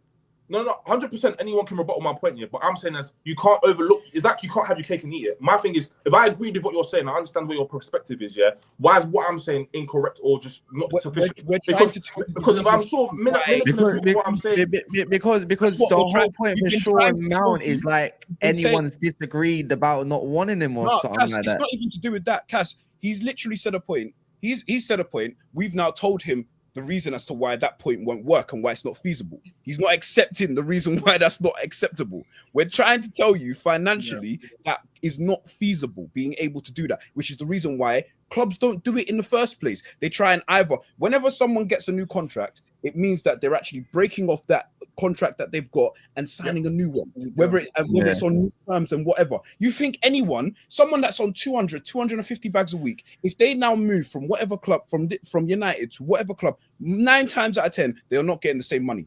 Look at them here. Look at them here. They're leaving bread on the table. It depends on the player. It depends on the player. Yeah, that's the point I'm trying to make. So the problem is the people behind who are trying to sell these players. Then that's the problem. Not every really. time Man United seems to want to sell a player, it's not just to do with that. We're actually not being very good at selling players. Yeah, but we have done last year. Last year we made like over 100 million for the first time. Yeah, no. That's it. So this same energy needs to be put into these players as well. Yeah, but the energy I know what you're trying to do because you got an agenda against Ineos. Go blame the guy that gave him the fucking contracts in the first place. Who's giving him the Ineos are trying to get all of these men that M's. Please bear witness, bro. Has this guy not crashed it? Bears on Ineos and the rest. I haven't got an agenda against Ineos. I just think Amorim's shit, but that's different. Yeah. Anyway, last one. Delap or Osimhen, man.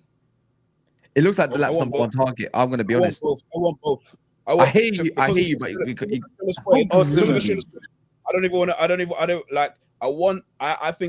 Delap. If you had him as a 9 on his own, he would definitely fare well better than. This is where Schiller's point comes into play now. Now, if we had 30 million signing, that's good with it.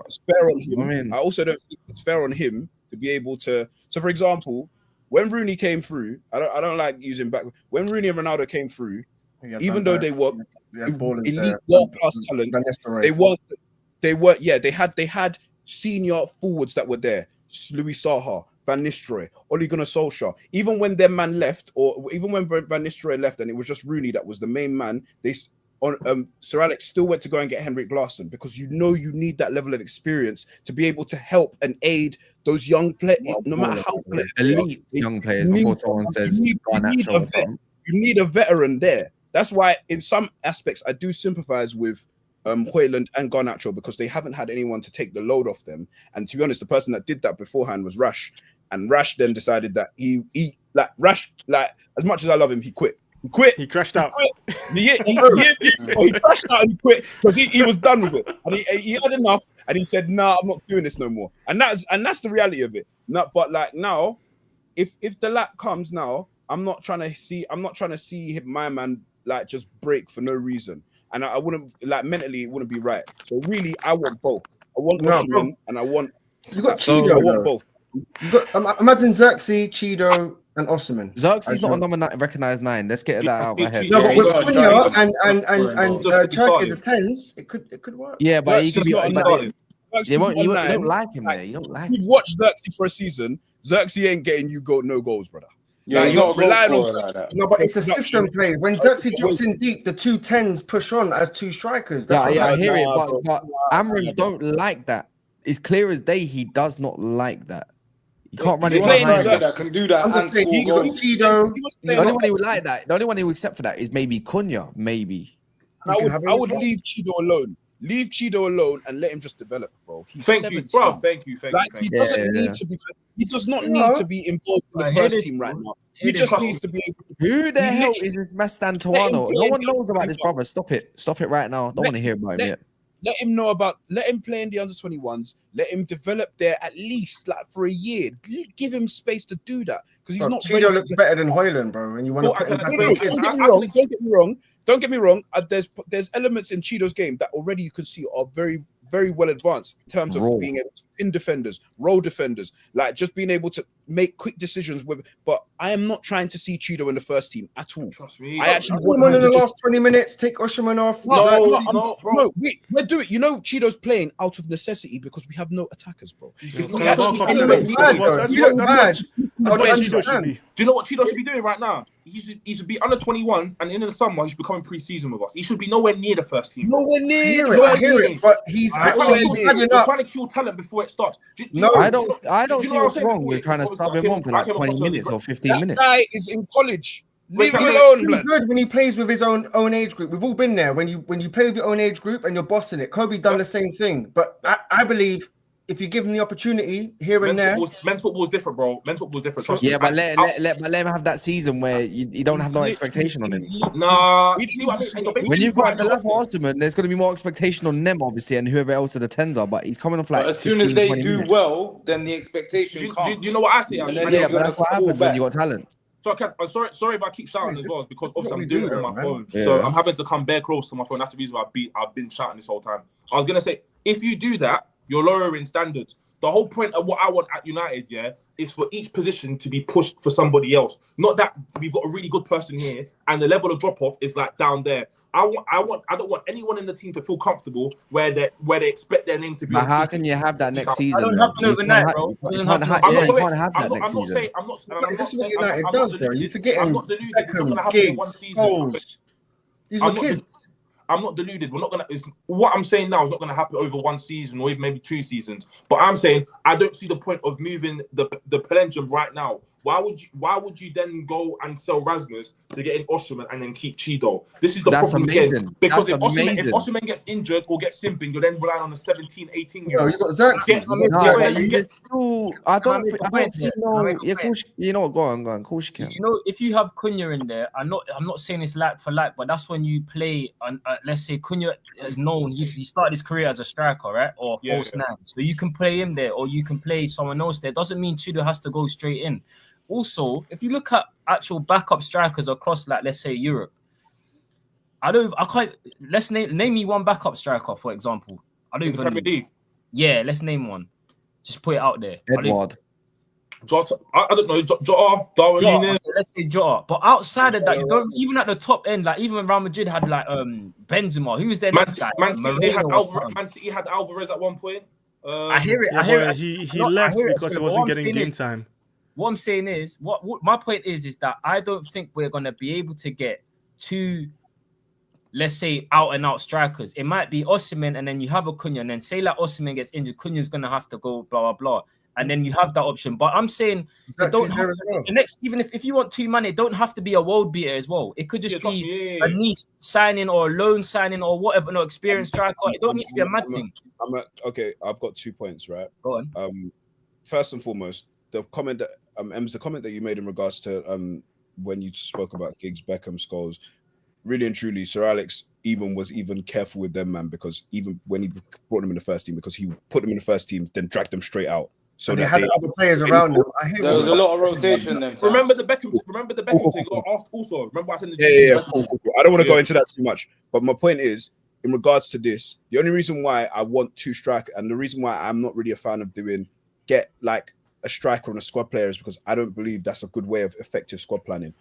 Effective squad planning to me is that you have your first 11, you have your bench, and you improve your first. You buy signings that improve your first 11, and those players in your first 11 drop to the bench, so that you at least have the quality from the signings that you've made, the good quality signings that you've made, and the quality from your 11 drop to your bench. That to me is effective. That's the reason why 2 strikers for me makes sense in terms of getting Osimhen, and if we can get Delap perfect. The reason why I even made this point to Cass the other earlier today, where I said a lot of these guys actually have release clauses. So they even like Ineos even want to do the bargaining thing. They literally just want to be like, you know what, this is a release clause.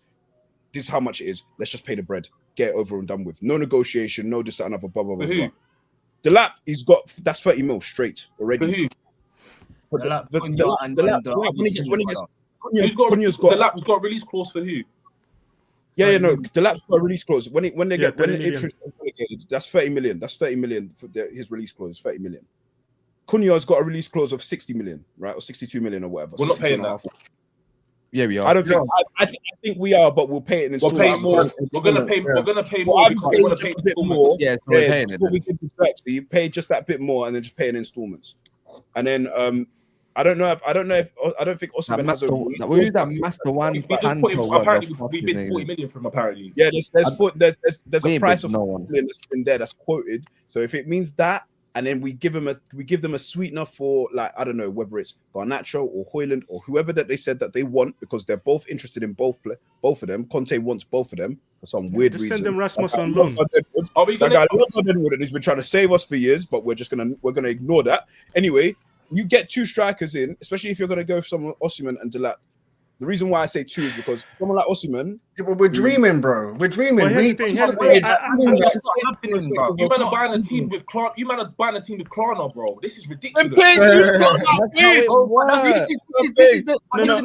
agree. We should sign more forwards, but wouldn't it make more sense to sign a striker and then sign someone like Mbeumo who can play both positions? No, you get more flexibility that way. I'm not being funny. They need to be competing with each other. If you get Mbeumo, keep away from Osimhen. I'm not trying to lose. I know people don't like him. Anana, Mazraoui, Ahmad, Osimhen, and Mbeumo, 5 man in one AFCON window. You gotta think about this thing. Because if you lose Osimhen there, that someone that you think is 20 plus, like, I don't mind paying money for attackers in it, because like if you know you're gonna get 20-25 goals, like that will pay itself back. Then some. That's European competition. That's title challenges. That's whatever. That's what you get. Give me Cherky and go get me Osimhen. Hurry up, man. If you get 25 million verbal agreement release clause, by the way. We're gonna get Cunha as well, and we still need a midfielder and another centre back. And yeah, calm. Go spend the I would rather build from the front. No, we're not gonna get those strikers though. Yeah, but the thing is, we need so many other positions. We're not getting that, bro. Do you know that? That's what I'm saying. We're not gonna do 2 strikers. We can't. How can we get 2 strikers in one window? This is what I'm saying when I said with the whole Rasmus situation. I want those other people, but like not at the detriment that we have to sell people to get them, because then we put back in the same situation if we pick up a couple injuries. But Inshallah, why are we discarding Zexi who can play as a number 9. I don't Thank understand you. that. He can't play as a number 9. He can't play as a number 9. He can. No, guys, he can. I've seen it. He does better. He's a better number 9 than Højlund. Let's be real. If we have injuries, I think he's better number 9, bro. If we have injuries, let's say we have injuries. Let's say Osimhen gets injured. Can I just say another thing? Do you not realize how many people are leaving this year, this summer? Like when I said we are literally clearing out a bunch of players. As in, there's a lot of people. Their contracts are up or they're getting sold. Yeah, but so yeah, that's what I'm saying. Like you need to. No, it's a lot. Bro, I can list them off now. Rash is gone this year. This summer. Yeah. Anthony's gone this summer. Ericsson's gone this summer. Yeah. Sancho. Lindelof is gone as well. Sancho, Lindelof, hopefully. Already. Now, and that's not even. Højlund's definitely going this summer. Wait. You said Rashford's going, and you said Rashford's going, yeah. Yeah, he's gonna go. He's gone. That's go to who? We don't know, but he's gone, man. He's gone. He's gone. Yeah, he's gone. Okay. He's gone. Bro, okay. I don't think understand. They've been like he wants to leave. He wants to go, and they're trying to get him to leave. He's gone. Cool. He's gone. What you think he's coming back? He's not coming back here. Tell you that now. Cool. Not coming back. Yeah. And that makes me sad, but bro, he's not coming back. Doesn't make me sad, but yeah, cool. Yep. But he's definitely gone. So that's already 5 players. That doesn't even look at at the defenders whether it. But some of the players you named, some of the players you named are not even around the first. They shouldn't really be starting for us anyway. Like Lindelof, yeah, they do. We're going away from topic anyways. Can we go back to the striker topic? Kaz, all right, boys, big up. Kaz, I'm gonna big up the panel. Great chat. I needed this. Some good therapy. I like the video, guys, and big up everyone. Sweet, bro. No, but I was saying, realistically, definitely need 2 strikers. You need strikers to compete with each other. Every good team that wins a league has 2 good strikers that are competing. That's how it goes. That's how it's got to be done. They have a range of players that can play in the forward areas. Yeah. You got Liverpool. Nunes is maybe the only real 9 at that club. Yeah, but Jota plays there. Yeah, but they got Salah who's a cheat code, so it doesn't count. They got Salah who's a cheat code, so it don't count. Who else do you want to use? They have those two, but look, like we said with Man City last season, they had Haaland and Alvarez. Yeah, but even in other titles, even in other seasons where they won leagues, they didn't even have a striker at some point. Like I know, but when we used to win the league, we used to have 4-man battling it out. But that was when you had such a surplus of strikers in Europe. Any club could afford to have 2. Now you don't make number 9s like that. They had Divock Origi and they had Firmino. He was more. There you go. Origi. Don't do that. Don't do that. I know. But Origi came through for them sometimes. Listen, let me land on Origi. I just said the same thing. If we can get a niche signing, cool. I'm happy to get 2 strikers in. The issue is, it's not happening. That's the wait. So why not? So you don't think we can get Osimhen and we can get a what's his name? The guy from League One. No, because the reality is we're looking at a right or left wing back here of some sort. We're still looking at 2 10s, including Cunha. We're looking at a number 9. Yeah, we're looking at a number 8 as well. We're looking at we've already been talking about the goalkeeper situation. Yeah. Bro, the last thing that's happening is thinking they're gonna trigger 2-man that's not good. By the way, they could probably play together, but they're not one of but you gotta fix what's going on the first 11 first before you look at another option. Guys, they signed Zexi for this exact reason. I think we're gonna have to suffer for another year. I know. Listen, I get it. But I'm just saying, you can't have everything in one window, innit? You can't have everything in one window. They signed Zexi for this exact reason because he can play multiple positions. So if let's say we get Osimhen this season, Zexi fills in this. Hopefully Osimhen stays largely healthy. Then in next summer you can be like, okay, let's go find another guy if Zexi is not doing that job that you want. Yes. But it's not a priority for this window to sign 2 strikers. It's not all that, bro. Say Jonathan David. I don't want him to be all that. I just need him to be backup. That's all. Yeah, you know what? But Højlund can be backup. You know what? No, you know what? If you're talking just backup, then great. But it's like, when you get to a situation where you just want to move man on because he's just not that. He's just not. Yeah, I get it. But he's at a decent age. He's got a decent portfolio. On a free as well, you can't go wrong. My thing is, if you do it on a free, you're gonna sell it. I think he'd be put off if United. Let's say, for instance, we did sign Osimhen. I think he'd be put off trying to come to us. I'll be real. I think he wants that first team guarantees. Who's gonna give it to him? Like a big club? Trust me. he's on a free. Someone will come in and say you're gonna be my number 9, innit? You're this guy for me. That's what bigger I'm than saying. me. Some That's bigger than players don't United. really think like that though. They That's think bigger they're than going to come in and work for their position and Yeah, earn but their place. I don't think he's gonna want that. I reckon he's a type that wants guarantees I don't that know, he's you gonna know. be that guy. Delap will think like that though. He's still a young player at Ipswich. Maybe, but I think I'm not sure. but because Not if big Chelsea are clubs, after him. because Delap- big clubs are over him. Yeah, Chelsea are Dortmund. after him, but to what? To play first team Dortmund as want well. him, Chelsea want him, Bear clubs, even Liverpool linked with him. Yeah, the thing is, people will give him some guarantees over us. That's the difference. What about Valovic for 40 million? As a back, that's too expensive actually. That's the same thing. What we're talking about. We ain't got that. G. That's so expensive. We 100% need another wing back because people talk about Pedro Leon. I don't know nothing about this guy. I don't care about this dude. Can I be honest? I'm not being funny. I'm not being funny. If you take away Ahmad, yeah, let's say he goes into one of them 10 spots, but let's say we need him in there one game. Who's going right wing back? I'm not trying to see Delap again. Are you mad? We need a right Delap's not wing going back nowhere. more than a left wing back for sure. Who We we don't need getting an that right left wing wing back. back then? We need need a a proper right wing wing. back. We need a I would wing. say We, Jeremy Frimpong, but we're not getting and him, I'm so- telling you now, we don't need to look elsewhere other than our academy. Yeah, we don't need to look elsewhere. We don't need to spend money on that position Manto's there, man. I can't because lie. when you're looking at potentially having no Europe as well, when you just got base one game a week bar the cups, or you have got Europe. I'm not being funny. Go look at your. Well, you got Kamas in it. You got Jaden. I call him Jaden anyway. Jaden Kamasin on there. You got Mantanto. You got different options, bro. Go use one of them because guess what? They don't mind playing the backup role. They're getting some game time. That position is so easy to fill. That job is so easy to fill as just a backup when you're doing a job. As a young buck, it's such a position where you can learn from and take your time with it compared to a peaks. Do you know what the issue with that is, Kaz? You're having that issue around too many different positions around the team, where it's like you see the whole point of goalkeepers. You know how you always say you get your main goalkeeper, and then the backup knows he's the backup. Like even in that training, they got what's his name, Scott Carson at City. He's a good feel round of We've got apparently a freak of a goalkeeper in our academy as well. Apparently he's actually a freak. But for me, I'm going to go get. Bro, James Trafford is like 15 million. Go get me, bro. I'm taking this brother in a heartbeat. You reckon? What? I don't know about that, bro. I think I like Trafford. I just Can like we link Trafford. him with Verbruggen though?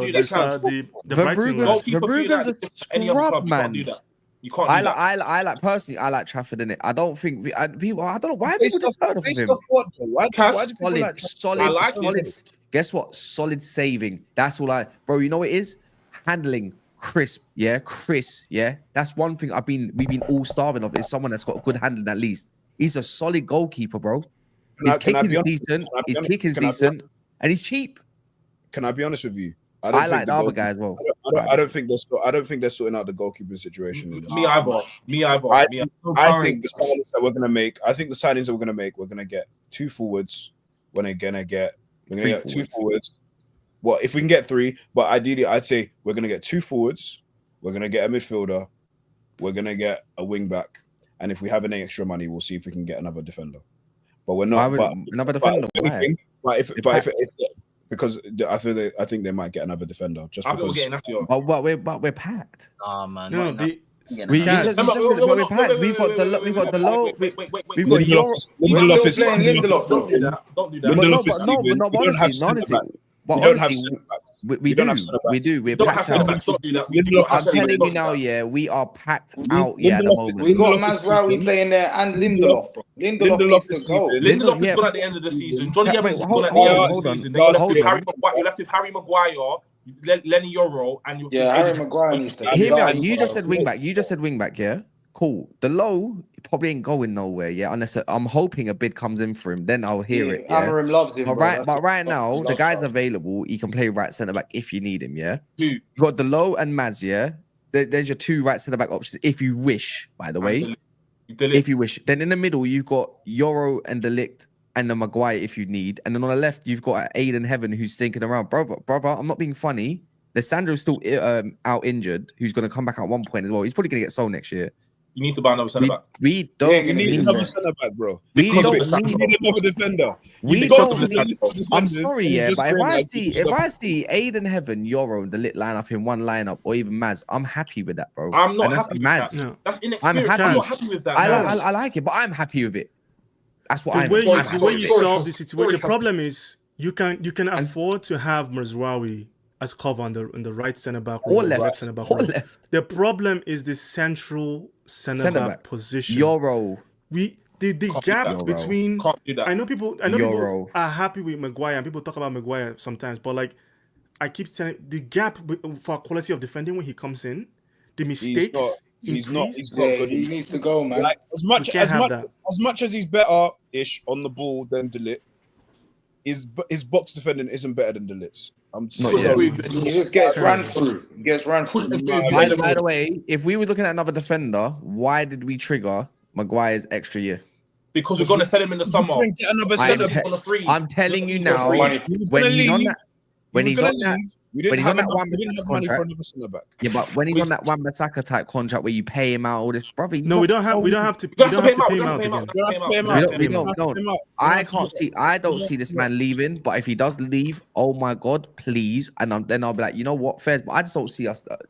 We need to let him go in it. Yeah, this Amarim guy likes him, man. Do you know the problem? No, I don't think he does. I don't think he does. Do you know the problem is that you lot are talking about? We keep saying that they need to go. He does. No, Maguire does. No, 100. But the problem is the players that need to go. Some of these people are the most senior people in the squad. You're going to be left with the bare bones. That's why I say keep. I don't think Ineos mind going younger. They've already said they want to go younger. They want to sign younger players. They don't have a problem with going younger. I don't think anybody in this squad, maybe outside of one or two players like Ahmad, are not sellable or not. You can't like Ineos are fine selling anybody. Just give us an offer. The problem with the likes of Maguire is we had that stupid contract where we had to pay them out. I don't even know whoever made that contract. Yes, I'm sorry, guys. I know it's on your show, but they should be taken out somewhere. Makes no sense. I've never had anything like that in football where you have to pay someone out for them being sold. That doesn't happen, but apparently at Manchester United it does. So we need another centre back, but it's probably going to be like Ugarte, where we need to sell someone last day, ending of the window. It's not going to be number one priority. It's Lindelof is definitely. If we sell Maguire or something, then Lindelof's fine anyways.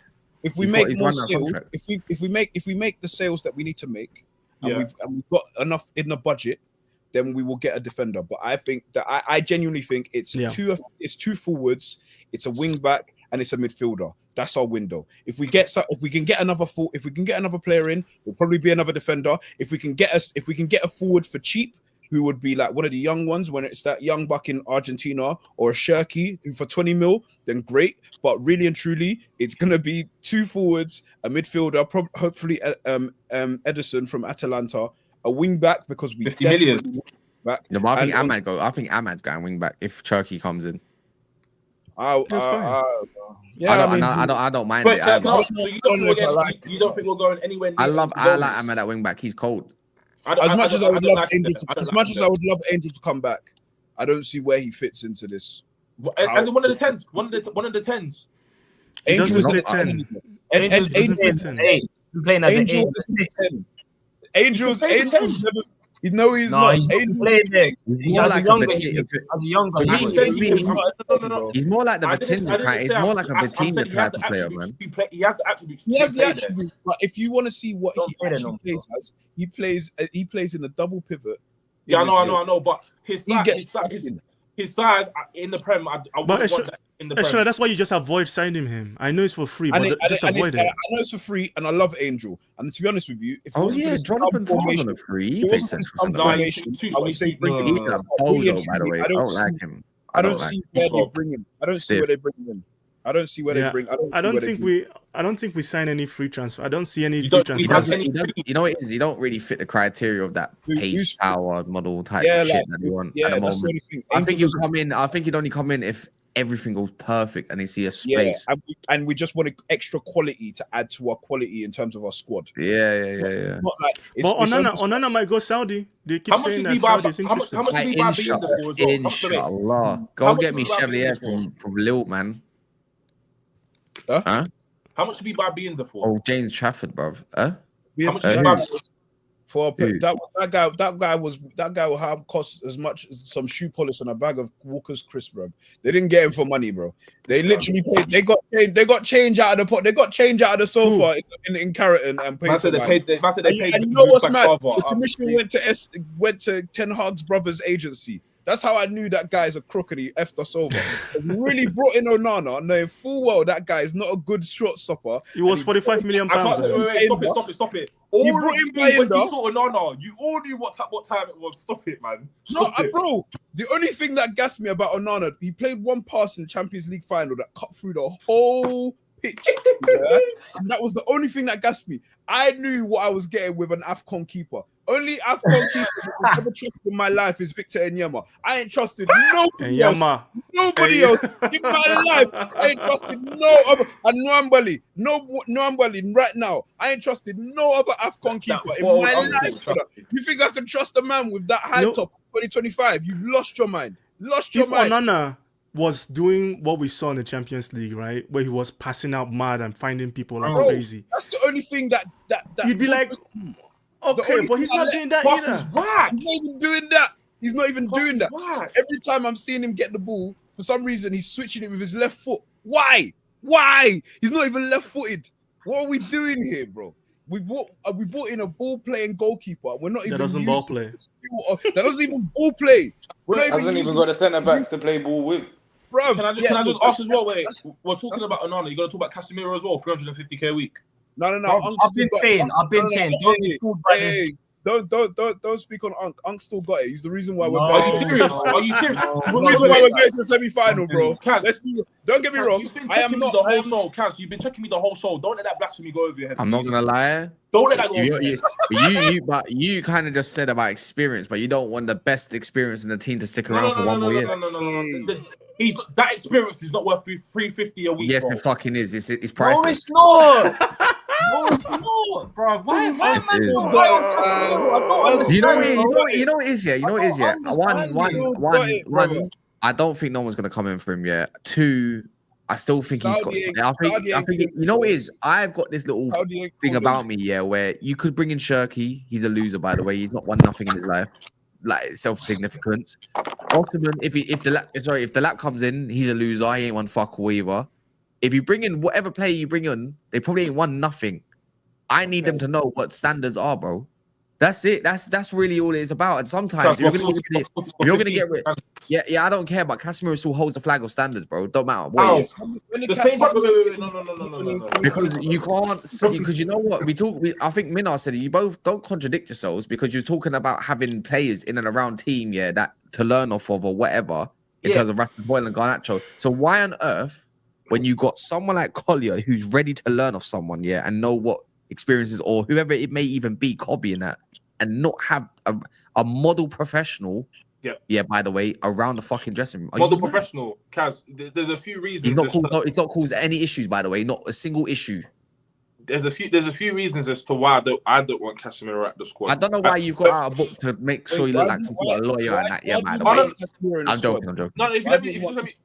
I wouldn't be mad if he left, but I wouldn't automatically think he needs to go straight away. I agree with your points when you're saying that, the seniority, what he's won. I understand that.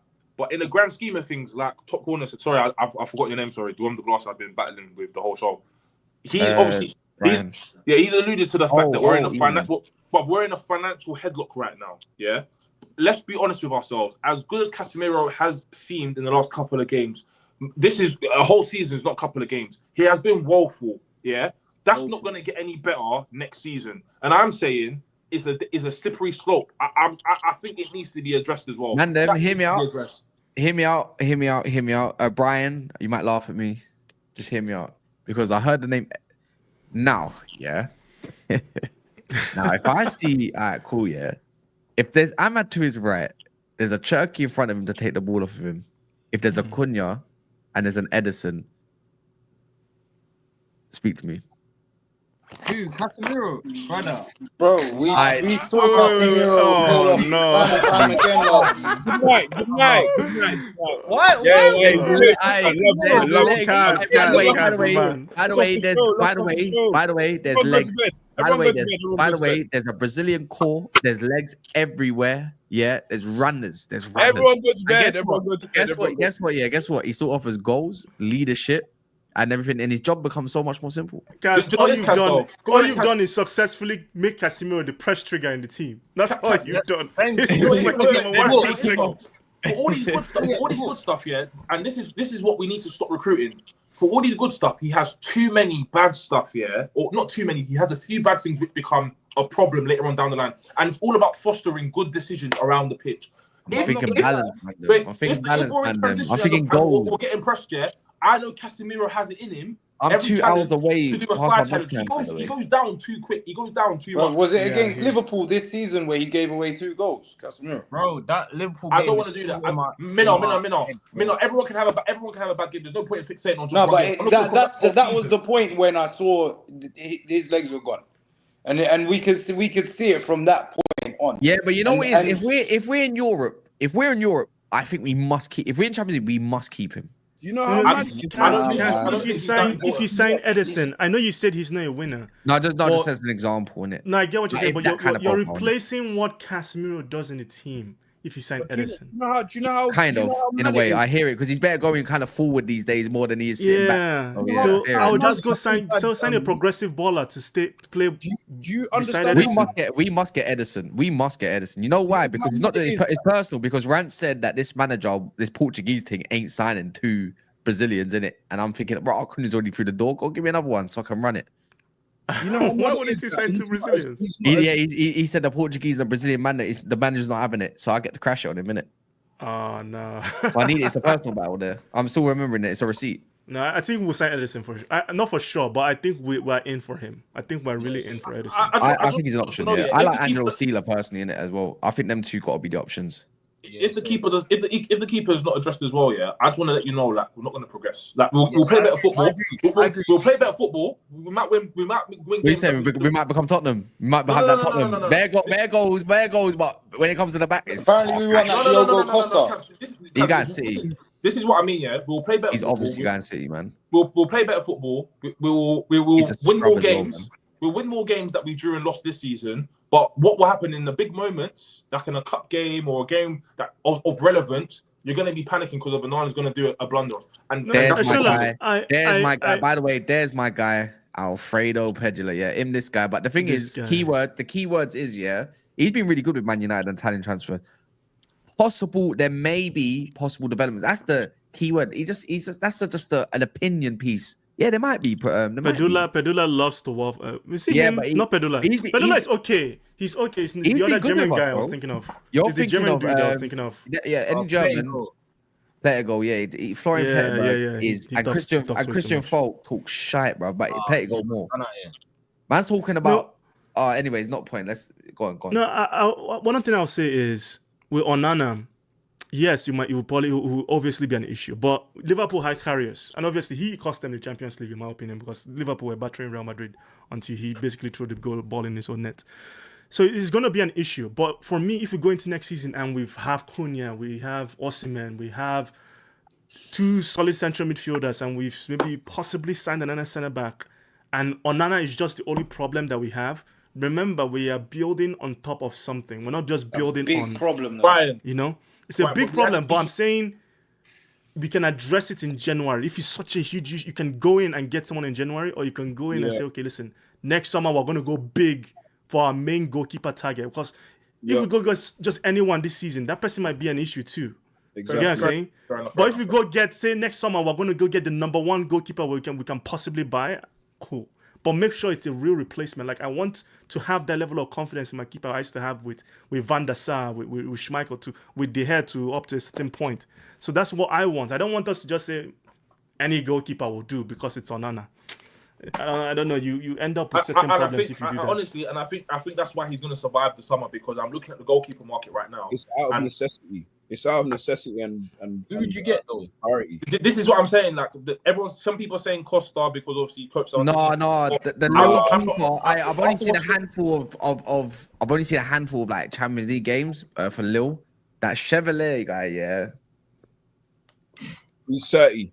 I need to look into him. And also, I gotta say again, James Trafford. I'm telling you now, don't turn your nose up because he plays for Burnley. They've done the same thing for Sander Berg, and guess what? We're begging for him. No, I was advocating concerned about. I'll die in this fucking hill.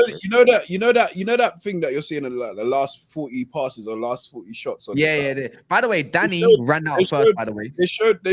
I just literally saw a clip of Diogo Costa's last 40 saves. He's garbage, bro. He's the white. It was a mad thing still. He's the white. He was letting goals in from like halfway line. And I was like, I said no from me, man. The reason why I'm saying no for Costa is just because of it's not because of that. It's because more of his size, isn't it? I need my keeper to be demanding. He has the bozo gene in him. I think he's that. He's that 6'1". He's a bozo, man. He's got them.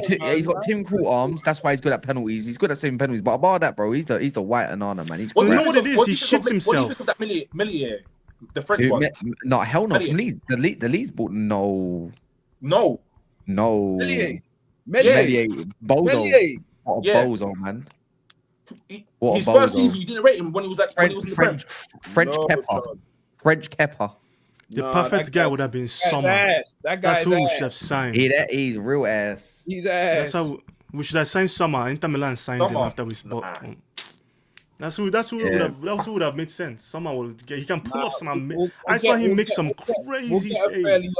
We'll get a fairly youngish keeper. That's actually. That's why he's saying, man. Go and get me that Japanese kid. Go and get me Rui Hachimura. Go and get me that. Hey, what you saying, man? You watch basketball? Yeah, man. You looked in tonight. Anyway, another thing. By the way, that's why I say the same way Wilcox is pushing for Liam Delap. That's obvious. I think he'd also push for James Trafford, man. The price you can't knock up. And to be fair, even if you don't, he's better than Onana, 15 million. And even if so, you still get a better keeper. Is the price set, Kaz? Yeah, it's about that. Yeah, I think so. Yeah, I believe so. 15. Something stupid, 15, 20 million. No, there's some sort of clause that can let him go for his 15, 20. They just got he was quoted to Newcastle for 15 million. That's the actual thing. He ain't going for 15 M's, man. Joan Garcia, I've heard about him, but I ain't watched him. I'll be real. We linked to that. We've been linked to that, bro. I'm not gonna lie, we got linked to that Frankfurt keeper, yeah. And then he makes a bozo moment against Tottenham. I'm not gonna lie, you failed already. Keepers are just dead, though, isn't it? Like, I can't lie. I know this is mad. Like, I'm not gonna lie. If the goalkeeper isn't white, I don't want to hear about it. I'll be real. Kaz, thank you. I'll be so real. I couldn't even back him, bro. I couldn't even back the brother. That's how. Twitter. Nah, it was mad, bro. Thank you. Apart from if unless his name, bro, the only black goalkeepers that I knew that were successful were Dida and Mania. Dida was a madman.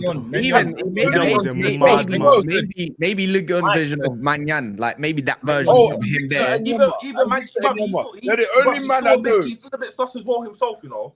Who? Magnan, the guy for AC Milan. Mike's a good keeper. Let's be real. No. He still has mistakes in him as well. No. I'm thinking not Magnan, not him. Who am I thinking of? Mandanda, League 1 version, Marseille. He's crap. Yeah, Marseille version of Mandanda. Was serious, and then I don't know why. I'm telling you now, just to end on this note, if Man United are serious, go get your scouting going and go get me a fucking Eastern European goalkeeper pronto. They're all good. Someone that doesn't know how to speak English but can keep. Yeah. I'm still keen. I want them man that were playing in the snow. They were playing snowballs as balls, and they were saving snowballs with their hands, their bare hands. That's what I want.